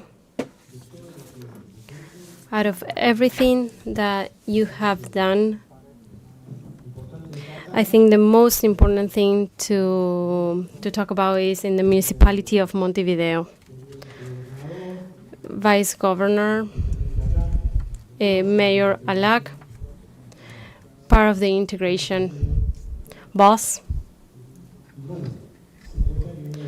and Secretary Viola. Just so you know, you're doing things right. So 30 years. I would like to talk about some stories that have some meaning. Especially, I would like to apologize because I'm going to be reading this because we don't have much time. And in 30 years, there is so much to cover. But initially, I would like to give tribute to Rubén Martí, who is the founder of this here in Córdoba. He put the seed. Also, it's fair to also mention to the city of Porto Alegre. They were the ones that launched this process, especially Prefecto Tarso Genro, and there was a secretary who has already passed away, Utzik, that one morning one of my colleagues came and said, hey, there's a guy who speaks very weirdly and wants to talk to you. It wasn't that weird. He was just speaking Portuguese. And because the chief of police has sent this official, he started visiting all these cities that had started this network in '95. To be honest, in 30 years ago, we didn't know what globalization and integration meant. But by listening to the mayors and chiefs of police, we knew, or they knew, that that was going to have a direct impact in the daily life of people. And because of these 3 decades, we can say that Mercosiris has been an important instrument to strengthen integration from a local level, and also for this integration to reach layman people. In this sense, Mercosur has given cooperation between municipalities of member states, and also given exchange of ideas and implementation of projects. Jorge was mentioning all of that Mercosur started doing and outreaching these processes. During this process at the beginning, the network had a few topics. These topics where you see the technical aspects and the conversations regarding the life of our people. Today, there are so many topics. There are so many that reflect the vision of urban life. Today, since the 90s, since globalization, these municipalities have been competing to grow capital from international capital, like, for example, in Córdoba, automobile industry. And so many people don't see, or maybe national governments are not able to see, that these economical activities, either industrial or not, is not, if they are not allowed by the local government, they are not able to happen. But what this makes is that members of this network is to all agree, because we are able to take advantage of the benefits that they bring to the region. Another thing is that I would like to point out about outreach for tourism and culture. Now it's easier to understand each other's cities because we have 400 representatives that are part of the network. However, if there is something to highlight from the activity of Mercosiris, due to how new it was citizen participation, like decentralization, strategic planning, participatory budgeting, local development. And all of this makes citizen participation to become effective. As Jorge was mentioning, this is part of democracy. If we have participatory democracy, there is no question that we're going to consolidate this, as the secretary was mentioning. In a moment where we're not being so democratic, in that role, local governments started having a more significant role, especially with participation is and will be a strategic aspect for the building of the cities. However,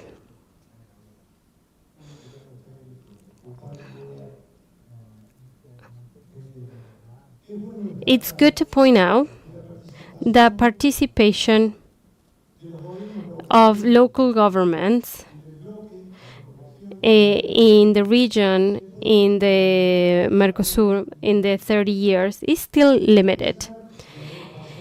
Even though 30 years have passed, we have seen a growing interest and willingness to collaborate from the local level.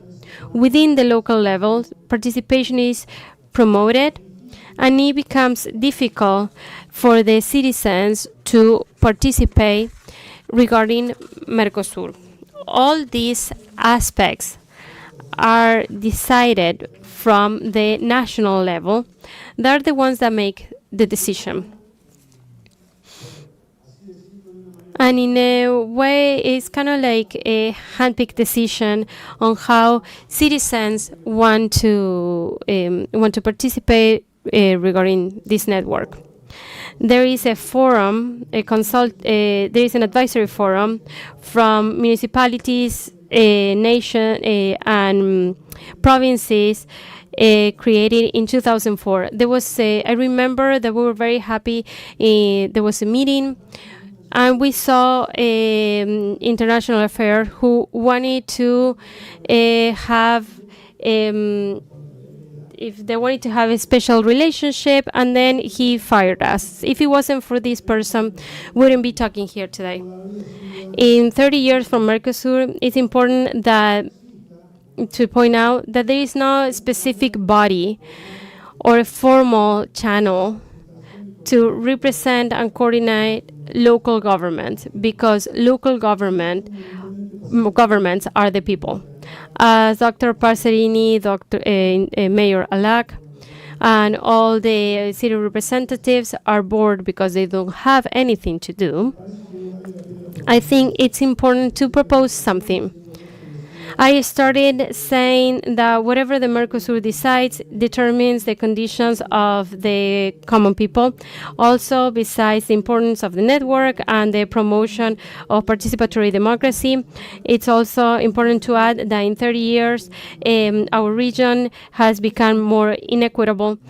And also, this is resolved from macroeconomics, and this makes the local government to face the results, but without having a voice in this aspect. So, to end with this, to final point, I would like to say that it's important to have a task from diffusion and promotion to the citizen. And with municipalities, we are the closer type of government to the people, and we need to stay connected. Also, it's important to point out the closeness between the local governments and the universities, and also talk in different regions of the societies. Now I ask all of you, which one of you knows for sure if we would be better if we were out of the Mercosur? Another question I have for all of you. Why is it an advantage for us to have an implementation between an agreement of a European agreement from Europe and Mercosur, from someone who lives in Alta Córdoba? And if you want to give a proposal to Mercosur, how do you do that? Where will you find their office? So that's why I think that Mercosities and the topics that they are focusing, we should add other topics like mechanism, infrastructure, so we can invite the citizen participation in all these topics. So thank you so much for listening to me. Appreciate it. Gracias, Guillermo. Muchas gracias. Thank you, Guillermo. Now it's from the Vice Governor of the province of Catamarca, Rubén Roberto Duso. Vice Governor, politician, civil engineer. Throughout his career, he has been an engineer, teacher, and researcher, and he has had different positions in the government. One of them, president of the Chamber of Argentina for Construction and Public Works in the province. Rubén, now is your time to talk. Gracias por recibirnos en esta. Good afternoon, everyone. Thanks for having us here today. I feel like I'm at home. We were neighbors back in the beginning. I was born in Arteaga, a street in Arteaga that divides Cruz Alta and 9 kilometers away. And then I lived in Camilo Aldao until I was 17. And after 50 years, I moved to Catamarca and I stayed there. After all the things that you've said, I put the value on the mayor's speech at the beginning of this summit. And this is part of what we all feel, the officers feel. They want us to believe that the state is an absent entity. And in my opinion, when the state is strong and present, the community have more possibility to feel and be better. I heard the member of Brazil who said that we move from the government to an organized community. And that is something that very similar to what we experienced at the beginning. This means that we're closer to have a happier community. And we spoke about a greater nation. But we cannot have a greater nation if the provinces are not great enough. And that feeling is something that the national government is not helping us to do, because it's not helping to correct the inequality between provinces. And this is an important meeting point where we can all gather and make it easier to reach a common ground.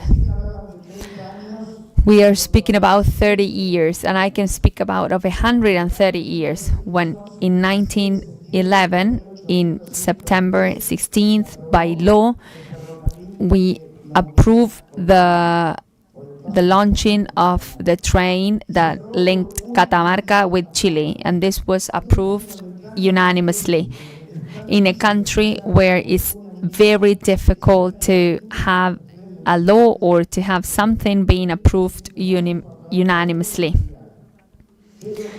However, as something that is very habitual in our country, and in 1946 by another law it was approved with the corresponding budget, but nothing was done to move forward with the project. But here we give value to democracy, even though it may have defects, it may have failures, it's the best mechanism we have. We also have a bad history of being interrupted by dictatorships. In the area of Tinogasta, it was a fertile land. During a moment in history, it was prohibited the use of the animals for agricultural purposes, and like it is the case sometimes, the problem with Tinogasta was that it was not given any solution for that regional economy. So now we have a lot of people in the south instead of having people living in Tinogasta. In the case of dictatorships, sometimes we argue about the number of people that disappeared during the dictatorship, but none of us speak about the economic disadvantages. We took back a country with an enormous debt in dollars, reaching almost $45 million. In the most developed countries, the countries have more and better trains, and we are deprived of that when the cost of having a train is 0.25 cents. The difference in competitiveness generates less job, less economic activity, and who is paying that? The community, the people, because this is a country that is very asymmetrical. Consider that 95% of the load related to agriculture is transported by 95%. Is carried by only one mean of transport, depending on what is the mean of transport that is more beneficial. So for the 10 provinces in the north, for the 3 provinces in the center, for the regions in Brazil and Atacama, we deserve a corridor that starts in Porto Alegre and finishes in Atacalar. And this means that the corridor can comprise Catamarca, La Rioja, and Tucumán. We made a similar project, and Schiaretti said that it was possible to duplicate the production if we open the access to San Francisco, and that in 10 years we can take that amount to 3 times higher. If we look at the region, the wheat has a better performance than the rest of the commodities. But in countries where there is control of genetics, we can have 80 quintals per hectare. And we're not comparing ourselves with France. We're comparing ourselves with Saudi Arabia. So, in this university, the one that is hosting us, the Catholic University of Córdoba, carried out an assessment, the postgraduate office, related to transport, and thought of a model related to cost on how it would be possible to use San Francisco to export to the Middle East. What they are analyzing is that we need to analyze the means of transport and the routes based on its benefits. Córdoba has a difference in cost of around 15%, Entre Ríos 4%, and Santa Fe 12%. Catamarca and La Rioja, they have more than 30%. Santiago del Estero 19%. So that percentage is the country is speaking about the allocation of funds, but actually there is a lot more of a cost lost due to means of transport. So if we make that efficient, we would have a better productivity of our commodities and better yield. So that was what Schiaretti was making reference to back at that time. It is fundamental what we are experiencing now, to have connection, to have interaction, that we can integrate ourselves. We were in a meeting in Chile with the Ministry of Economics, the Council of Foreign Affairs, and the president was then in Atacama announcing the fact that the route was still open.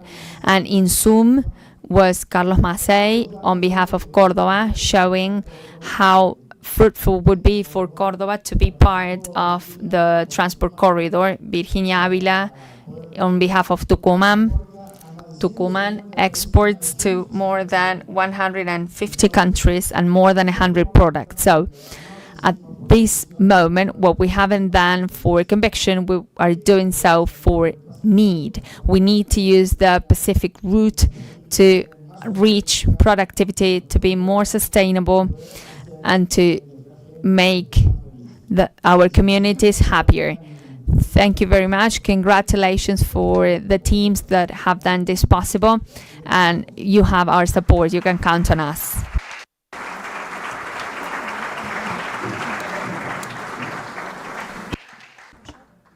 Muchas gracias. Thank you. Now, Julio Alac, lawyer and teacher of constitutional law from University of La Plata. That's where he graduated. He was one of the two mayors who signed the founding charter of Mercos cities in 1995. Between 2008 and 2009, he was president of Aerolíneas Argentinas. In 2009 and 2015, he was the Minister of Justice and Human Rights of Argentina. Between 2019 and 2023, he was a Minister of Justice and Human Rights of the province of Buenos Aires. His CV is much longer than this, but let him talk first. About the 12 founders, and me being one of them, I feel like I'm one of the two apostles that haven't been crucified. But I want to thank all of you for the invitation, especially to Daniel, Mayor of Córdoba, and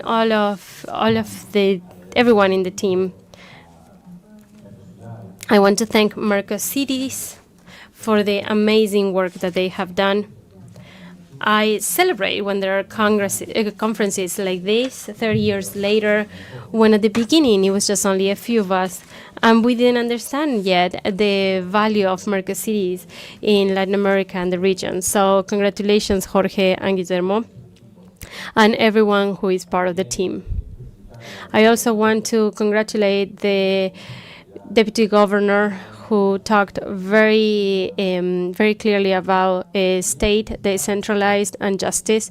And also, I want to congratulate everyone who will be speaking that are going to give their part in the region, in their topic. We are from La Plata. We are 6 council members from different political parties like the PRO and others. Also, we have Emilio Colonial, one of the mayors from the Radical Party, and also Echeverria, that has another mayor. So I think throughout time, Mercosiris has been growing exponentially, and now with the observatory as well. I also would like to pay tribute to somebody who was an amazing governor, one of the references in Argentina in these years, and unfortunately we don't have here today. But we admire his thoughts and political thoughts and democracy, and I would like to pay tribute to José Manuel de la Sota.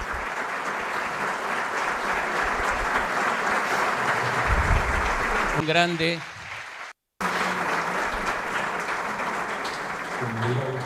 We would love to seeing him as a president, and maybe the country wasn't able to enjoy him. And now here in Córdoba, we have also Schiaretti and Ardora and Daniel, who is the mayor of the city. That today he talked about what he meant this conference and how to conjugate democracy with citizen participation, because the way Córdoba is going is the way we feel and the need. So as one of the founders, I want to highlight something. One of them being the six reasons why we decided to create Mercosiris. And Tarso Henro was one of the promoters of this. Both of us became part of the justice system at the same time as well. So we knew each other very well, and we were able to also translate his book called Utopía Posible. And the 6 basic points. The first, to strengthen democracy. You'll ask me why. And most of us were coming from the different fights, like in Uruguay, Paraguay, Brazil, of course, Chile, Argentina. We were fighting for the establishment, once again, of democracy. But at that point, there weren't 40 years of uninterrupted democracy. We had like 12 years under our belt. And there was still military governments in some areas. And Alfonsín had 2, Menem had 1, and before that, we had one with 4 years before that. And the mayor of Montevideo was a great mayor as well in the region. Rubén Martí, the mayor of Córdoba, was also incredible. Héctor Caballero Rosario was another one. And also his Secretary of Health, who is not here with us anymore. And all of them trying to consolidate the democracy, and also because they won the military. And another thing that we wanted to strengthen our network in this region, because we saw like what was happening in the United States and the UK, because they were leaving to be the leaders, and in South America or Central America, Central America with smaller countries, and South America with bigger countries, but with the colonies from Spain. However, we didn't have weak states here. One of the things that Fernando Henrique Cardoso, president of Brazil, was said that in 200 years of democracy, never all the presidents had ever met, because there were always conflicts that had happened. Before Mercosiris, there were conflicts between Peru and Ecuador. They both declared war in each other because of the borders. We were talking about with the conflict with Chile, and they were all things that were happening at that point. So that's what we were focusing on, strengthening the network. And as we were mentioning before, there was some ironic question, as the humor from Córdoba always happens. And at that point, saying that in the Mercosur that it was better to have agreements separated from each other. And as I mentioned before, and Fernando Rivera also mentioned, we'll never see each other sitting on the same table in 200 years. But however, that didn't happen. But there was another point, that was human rights. That wasn't casual, because there were presidents that saw that there were challenges, like Presidente Alfonsín, like the crimes against humanity, that they were going against that. They were going for that. And even they didn't have enough budgeting for certain things. So we were afraid that the law wasn't going to be applied, so we wouldn't go back to the past. That was one of the biggest challenges. Another aspect was recognizing the autonomy of municipalities. After several years of lacking recognition for local governments, the nation had just passed a law that was allowing. There was a case between the municipality of La Plata that they were asking for taxes for cleaning the city. And then that was passed in 1989. And after that, the National Constitution, through the Article 123, says that municipalities are autonomous from administrative, economic, and financial aspects. But these situations were relatively new, so we didn't know when they were going to be applied. Later on, thanks to Mercocities, we were able to have our own operations as municipalities, and we were able to have the law 24807 passed regarding public spaces, because we wanted to charge taxes to means of communication like TV and radio, but the law didn't allow us. However, this law was passed unanimously. And I do remember that whenever we see a socialist legislator, we'll go with one person, or if we want a radical one, we'll go with a different person. So we will see, depending on their political party, who we needed to talk to. So we had different strategies from different political parties, so this law would pass unanimously. And that helped us with taxes for this. And another aspect, it was that at that point, through different Argentine economists, saying that the country was federal, and but was federal from the legal perspective, and from the economics was one thing. Why is that? Because even though there are provincial, there are resources from the province, 75 goes to state. Even though there are 24 provinces and municipalities, only perceive 8% of this budget. And we have to reform this. It's important to restructure these things in Argentina.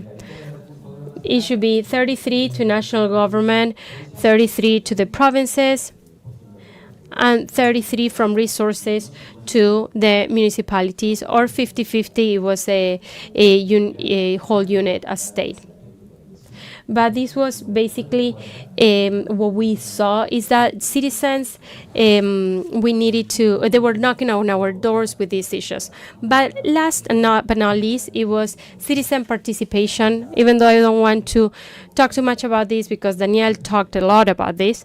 The democracy that is representative of everyone, something modern, something that strengthens democracy. This is a key that we need to continue strengthening. Sometimes we see budgeting participation or community centers that are part. So I want to congratulate all of you and seeing that Mercosities is growing so much because of your efforts. Thank you, everyone.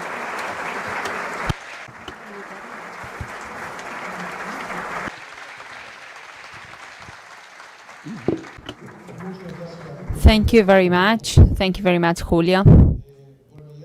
And before I introduce our last speaker, I will take 30 seconds to greet the meeting of OIDP, the Secretary Juan Viola, and the team for the work that they have carried out to organize this event. The Secretary of the office I am part of, and the team that is working with us, representing all the officers and chief officers of our office as the director of these teams. Now I will introduce the mayor of the city of Córdoba, the host. Daniel Passerini is a doctor specialized in general medicine, but I'm not going to introduce him that way. He's an extraordinary human being, compromised with the people. He has convictions. He fights to have a better city, and that's the reason why he is in politics, working 24/7. Gracias, Alberto. Thank you, Alberto. Honestly, I am moved, and I am also very proud to be sharing this moment and sharing this panel with you, and also to be part of history when you look back to 1995 and you see that everything that has happened in the world, as all of you have described, from different places, but towards a common goal. And by seeing the context and the reality where the world is right now, and Latin America, especially Mercosities, I think that when you look through time and when you see in the timeline the different historic events like globalization, the pandemic, trying to have dictatorships in different countries, liberalism trying to go in and out, libertarianism right now, with the different decisions and the different aspects that are leaving behind. Nowadays, you have to be more convinced that integration and multilateralism are the tools, especially in our continent, that these tools can be the way out. Maybe I will be a little bit drastic. It might not be the only exit. It's the best exit or the best goal. What I was listening to Vice Governor of Catamarca, who used to be here in Argentina, in Córdoba, by seeing the integration of the efforts and decisions to build progress, because trying to find a route to the Pacific is an alternative to progress, like trying to find a route for the train. It's a solution for progress. And while some people might say, why the mayors want to put their noses on this? Because we see the people who work, what they produce, the entrepreneurs that are also here, because we see the cities and the towns, we see what people live through. So that's why there is a need to build policies that are intelligent with multilateralism.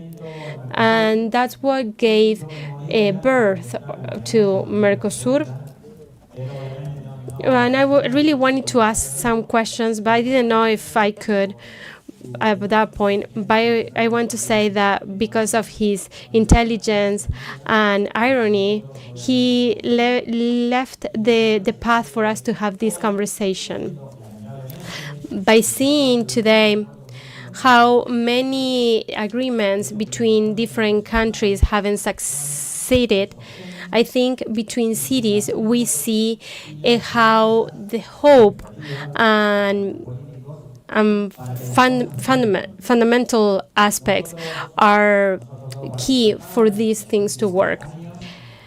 During the last few years, we have had different conversations from the local governments to have debates on political decisions that maybe the national government is not leading regarding Latin America Common Market, Mercosur. As our governor was saying, had said, we'll probably double sign if we could sign that agreement. This is one of the key parts of the people who joined several years ago. And as Julio mentioned before very intelligently, there were always external factors that didn't allow the big government to work. However, now it's our time, because we can recognize to all those people that thought big and thought that by joining cities we could move forward with projects so people who live in those cities could live better. And by governing, we are creating jobs. And all of those aspects do not have to happen through the head of the president or the mind of the president, who is very far away from here. But to be able to take that decision into place, there has to be willingness. And today I think the local governments have the responsibility and the opportunity for those things to happen.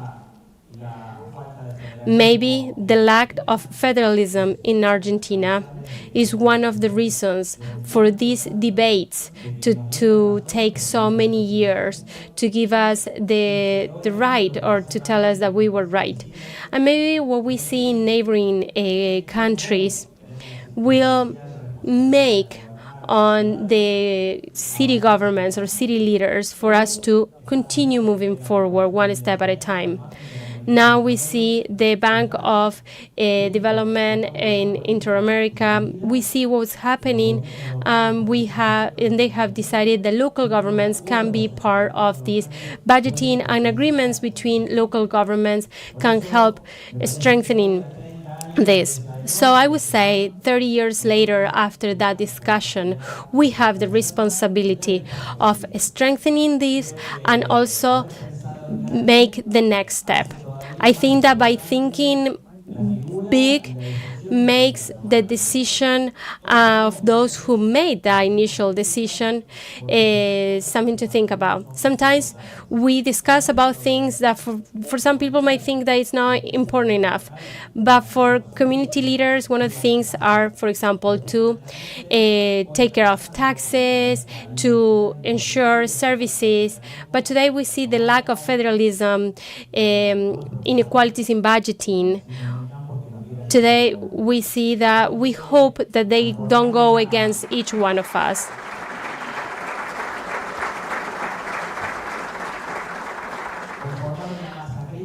And today, by having a critical opinion and having these conversations from different perspectives, and also for our right to do, is clearly an objective in our policies.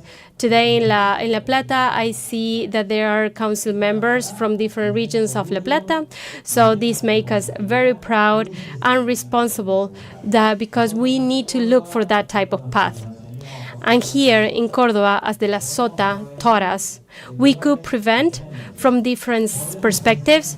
We could think differently, but we should work together. We should, and that's what the citizens are telling us to do. To end, even though there are difficult times that we're going through, with a democracy that has a big social deficit, I think our challenge is to think big. And this is what it means. Like, to see for and to work for the people that we need to work for, and to have different ideas for the benefit and the social benefit, and even if there is and even to even make sure that the rights are for everyone. That's the only way for democracy to be big. And from here, sitting here on this stage, and in this history that we are all writing together, I could say that the future is written from the history, and Mercosiris is a reference for us that will be part of the solution in the future for us. Thank you so much, everyone.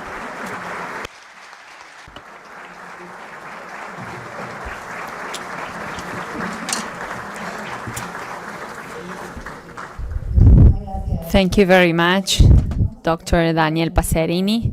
We're going to hand now a recognition, the prize Argentina participation for La Plata for the policy CAM.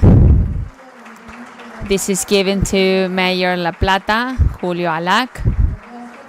The creation of CAM in La Plata allows for the simplification of bureaucracy.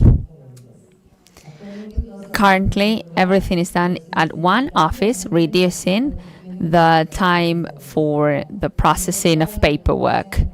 This is key in public policies and statistics used in the organization. The time is between 3 and 9 minutes, and the objective is to solve problems as fast as possible. A round of applause.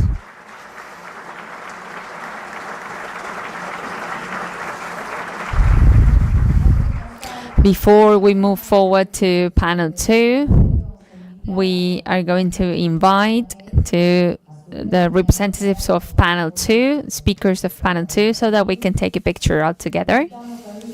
We're going to invite Luis Bello, the president of Municipal Council, and from Puerto Alegre, Lautaro Lorenzo, executive secretary of Mercociudades, in the presidency of Esteban Echeverría.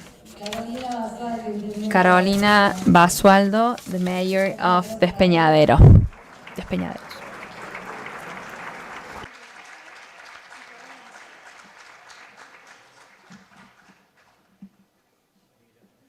Ahora sí, Now we're going to take the picture.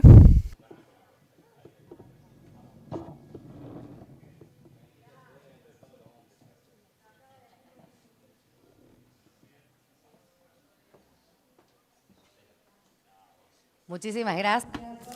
Thank you very much. A round of applause for the speakers of panel 1. Now we're going to invite the speakers to leave the stage so that we can receive speakers of panel 2. We're going to ask Daniel Paserini, the mayor.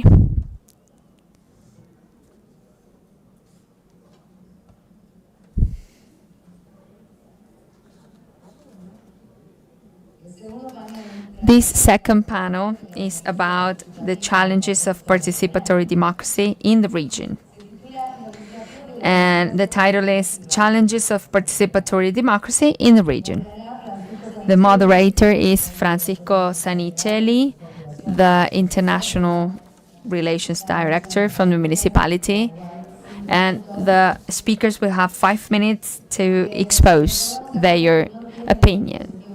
For those who don't have the headset, you can ask for one before entering the room. In this panel, we're going to have speakers from another countries.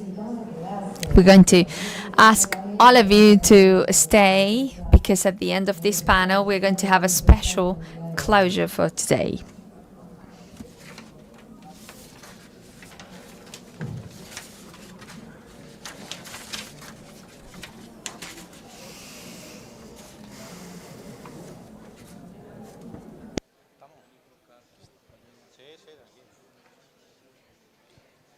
Le damos. We're going to give the rest of the people a minute so that you can take pictures with the mayor,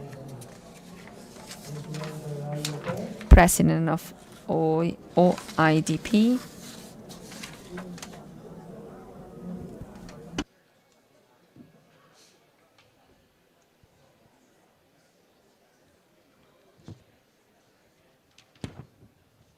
Estamos. So now we're going to greet the mayor, Daniel Passerini, who is leaving the room. We're going to ask all of you to stay in your seats and remain silent so that we can move to panel 2. Once again, it's going to be Francisco Zanitelli, the moderator, here from the Municipality Hall. Thank you very much. Good afternoon, everyone. Thank you, Mayor, for being here today with us, Julio Alac, and the team of La Plata. Thank you to the Deputy Governor of Catamarca, and Jorge Rodriguez as well, and Guillermo Marianati, who were present today. In order to be brief, I'm going to start saying something. The first one is that we are not going to have the Ministry of Human Development of Neuquén, but we're going to say that she indicates she would like to greet us all and was really happy of being invited but wasn't able to make it. On the other hand, in these last hours in Mexico, the mayor, Clara Brugada, was murdered by 2 members of her team in a... Muy claramente. were murdered, and to affirm 2 members of the team of the mayor in Mexico were murdered, and we would like to share with her our support. In a time in which we are celebrating 30 years of pluralism, this is a sad piece of news, and we show our solidarity to the mayor. After saying this, we're going to start with this second panel. We are going to work not about the history of Mercosides, but we are going to speak about the futures. What are the challenges that we are going to face?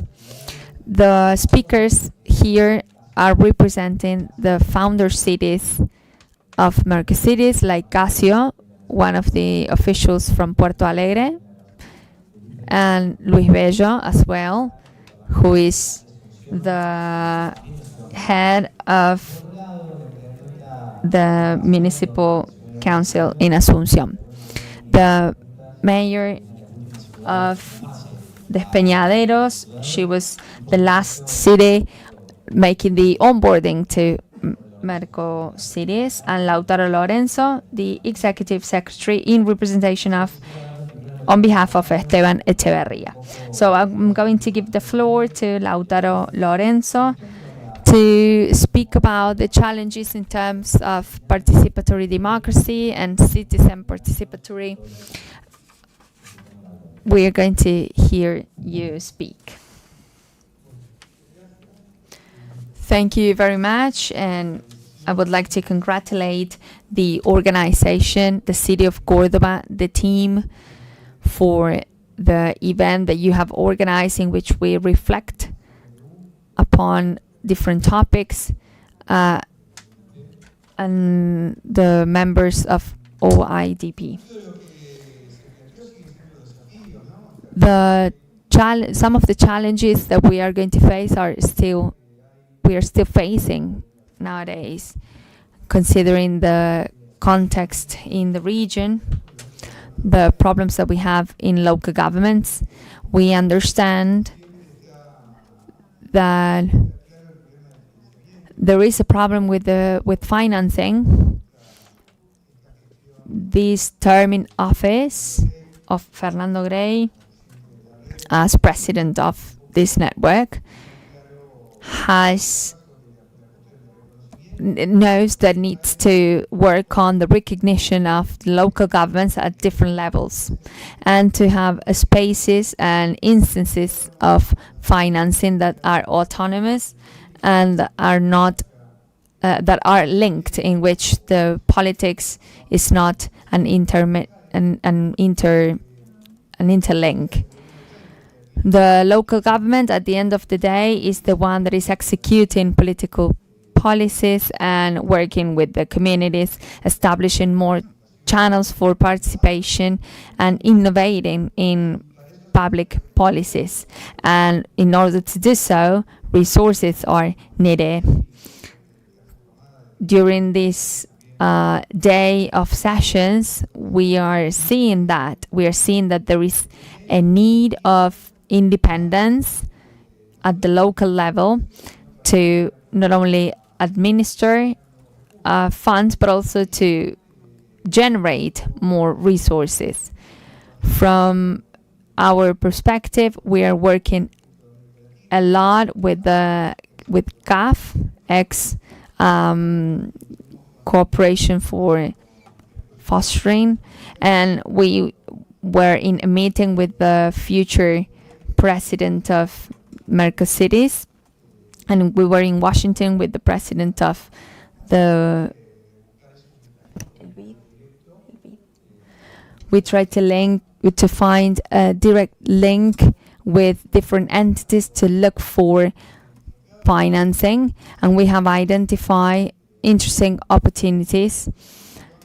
We have seen that local governments were able to access to finance without the approval from the national government. So we believe that that is the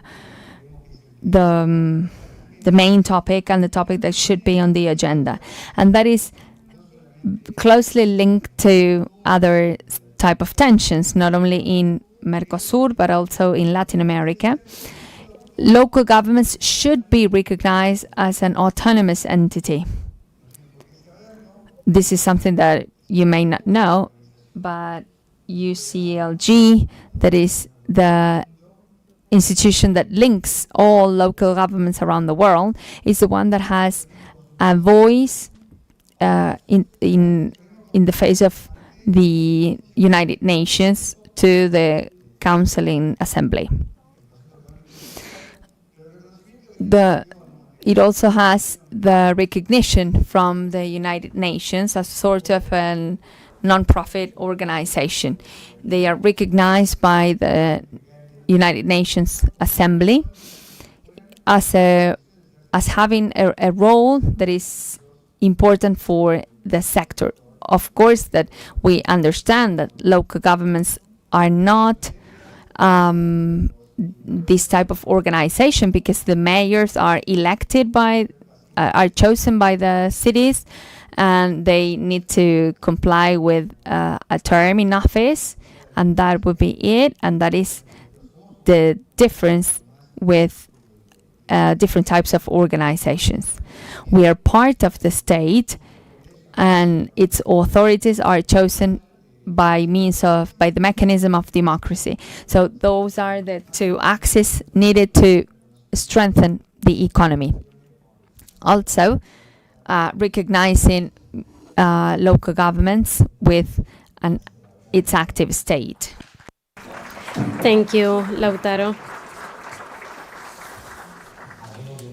I want to add that the president of the network, Fernando Rey, on your behalf, has been working a lot, and that we are able to join other networks and international bodies. So thank you for your work. Casio Trujillo is next. Casio is secretary from the Municipality of Development in Rural Areas in Porto Alegre. And also, he was in one of the founder cities in '95, and the first agreement in Mercosities was signed in Porto Alegre in the initial ceremony. So thank you so much for being here today. Good afternoon, everyone.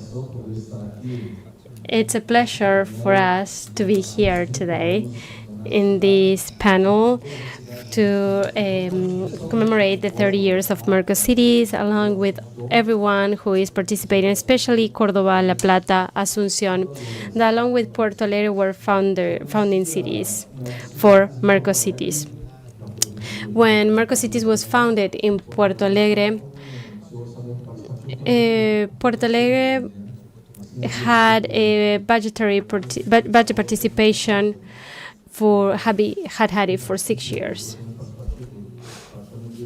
I've been part of the participatory budget from the beginning, and there were some moments of a transition and importance, especially in 2004, when there were governments that created this budget. So there were questions if that was going to continue as part of the tools of the cities. The government who was in charge at that point, and even 20 years, more than 20 years have passed, and with governments that didn't create this, the governments that created it. Puerto Alegre is very glad to continue the contribution on autonomy, regarding autonomy and city participation. So I think we need to continue thinking about strategies for citizen participation. We're living through a crisis of representation and distrust on public and private institutions from society. So to give you an idea, the Soccer Association in Brazil was a topic of conversation in Rio de Janeiro, and that was something that was talked about, and that makes us that basically gives us the idea to have more policies for inclusion, for more inclusivity, openness, and of course transparency, and while keeping in mind technology and introducing the participation from a digital perspective without losing the idea that in-person participation continues being important, especially for those areas in society that are more vulnerable. As societies, the member cities have taken that into account, but those areas that need us the most need more opportunities to participate in person and online. It's important to introduce platforms that are open for the population to be part of, especially by giving us online spaces and open spaces for participation. The same way was announced from La Plata with that center that the municipality is offering. The participatory budget is an important aspect, but we should continue keeping in mind the in-person participation so people can continue live through the experiences of being in person, as there are fewer opportunities generally. We should continue thinking about how to empower our society regarding the knowledge for the public budget, especially when people don't have access to them, to see how they can access them. So this continuous learning becomes very important. Finally, I think we had good perspectives to strengthen local governments and decentralization. And of course, depending on recognition, the strategic recognition Governments have been able to strengthen their opportunities in the local government, mostly from local perspectives that are sustainable. However, there are still many important challenges. Tomorrow, I'll be part of a panel that will talk about taxes. So I think it's important to talk about distribution of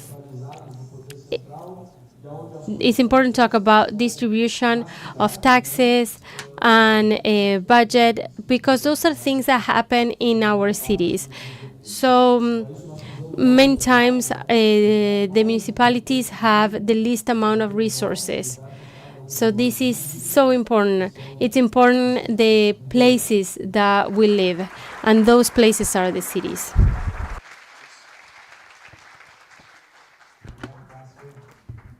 Thank you very much. And from Porto Alegre, where the first agreement of Mercosides was signed, we have after that the first summit in Asunción in 1995, when this story began. So on behalf of the government is here Luis Bello, who is the president of the Municipal Council in Asunción, and is a hard worker, advocacy of participatory policies.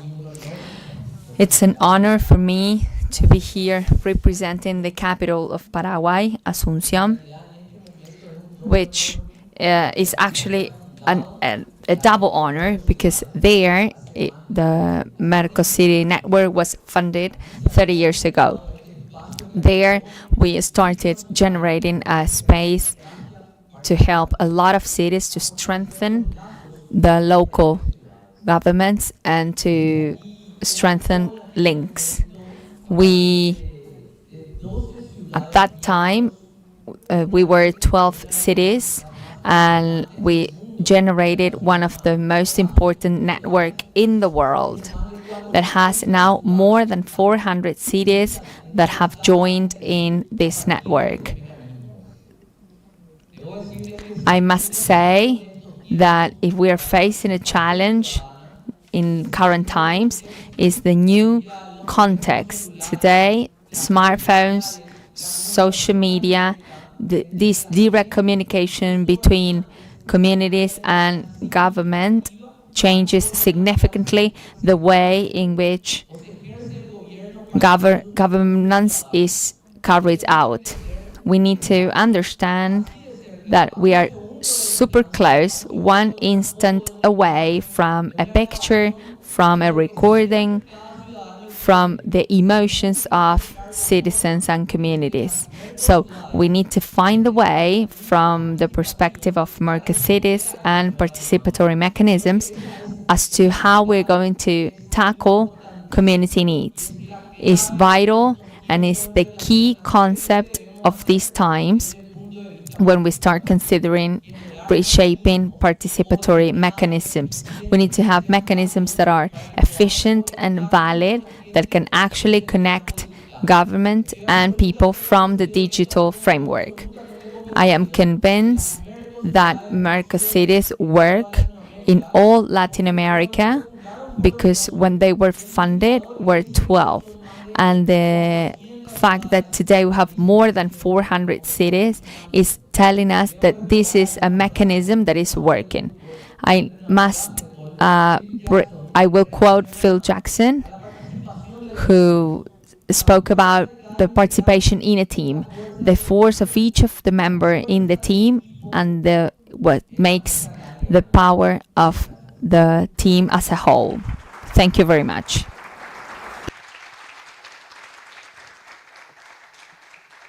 Muchas gracias, Luis. Thank you, Luis. Thank you for representing Asunción and one of the founding cities. And from one of the founding cities, we move now to one of the latest cities to join Mercosities. Carolina Basualdos, besides being the mayor of Despeñaderos and also a friend and a colleague, being representative and legislator of her department called Santa Maria. She is a very active person, especially as a mayor from a multilateralism perspective. She is part of the agreement between mayors regarding climate, representing us in Latin America. As I said, Despeñaderos has recently joined the network. So I wanted to ask you, what potential are you seeing Marcos Cities in your task as a mayor, and how do you see this historic path over the last 30 years? Well, good afternoon, everyone. We're trying to be dynamic so you don't fall asleep. Thank you, first of all, Marcos Ciudades, Fran, our mayor, Daniel Passerini. As you said, Fran, as Despeñadero, it's a very small town close to Córdoba capital with 9,000 people. Has recently joined because we saw the potential from learning and sharing public policies. And I think that right now is the right time for the cities. There is a change in the logic and the paradigm because we see that most people are in cities, big and small, and small towns we have a double challenge. One of them is to be able to join these spaces, to also compete in some budgeting. And even though I read, more than 100,000 citizens, and then I feel like many of us are left behind. But that's one of the reasons I joined the agreement regarding climate change for mayors, and we got selected for Argentina and then for Latin America. And this is the first time I celebrate a woman in this space as well, and especially coming from a small town.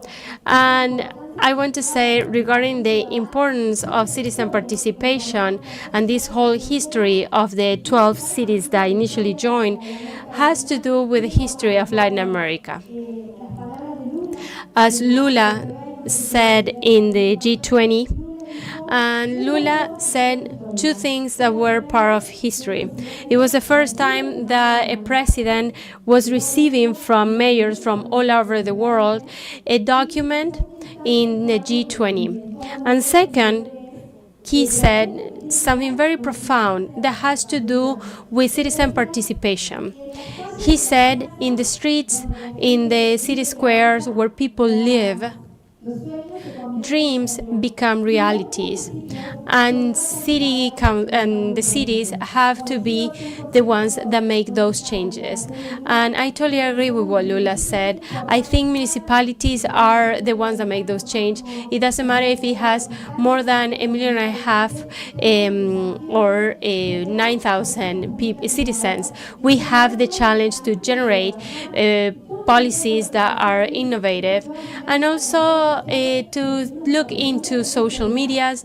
But let's never forget that the main aspect is humanity, people, families that we are working for every single day to change and improve their quality of life. Because we are the cities that have the empathy and the closeness to live to them. And we have to see what they go through.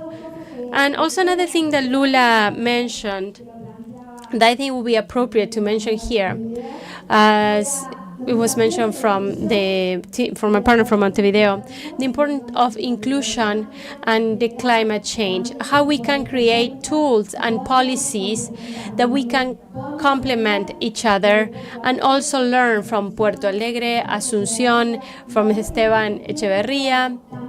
So in that regards, I would like to highlight the amazing work from more than the 2,000 cities in Argentina, that we're always working in this unitarism if we don't have governors. Córdoba seems to be a different story, because we see stories about culture, health, work, and to be able to generate cities that will be transformative, and also with opportunities, regardless of the amount of people living in them. I also think the international bodies see from a different way. They see the different logics about the provincial governments. We have a group of people of our network to see how businesses, how cities, municipalities can help with budgeting. We also have more than 7 cities in Argentina, Esteban Echeverrías, us, the city of Córdoba. We went through the fund Bloomberg Philanthropy, and we also saw that it's important to highlight the value, the innovation. And many times municipalities, even though we don't have much funding, we have the willingness to build communities. We also, as I always say, we have to make out of this a community. We need to let institutions participate, to generate institutional participatory policies. And in this beautiful day, and with this amazing debate, I want to ask you, as our Pope Francis said, let's create mechanisms that are transformative. Let us be heard, because there are people, there are children, there are women that need leaders that are willing to make a change and also speak up when we need justice, especially from the national level. I wish all of you a beautiful day working, because as Lula said, we need to create those engines that will promote work.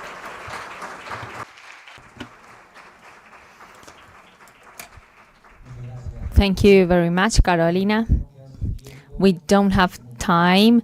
We want to thank you all for being here speaking and the assistants. Thanks, Mercedes. Thanks to the mayors. It was a great session to pay homage to 30 years of work. Again, initiating, having Rubén Américo Martí in our minds and remembering him for this initiative and the hard work. We are now here promoting that legacy, so thank you very much.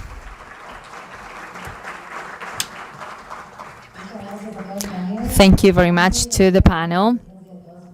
We want to recognize the presence of all of you. Celebrating 30 years of Mercedes is celebrating the engine of transformation in local cities. See you tomorrow. Thank you.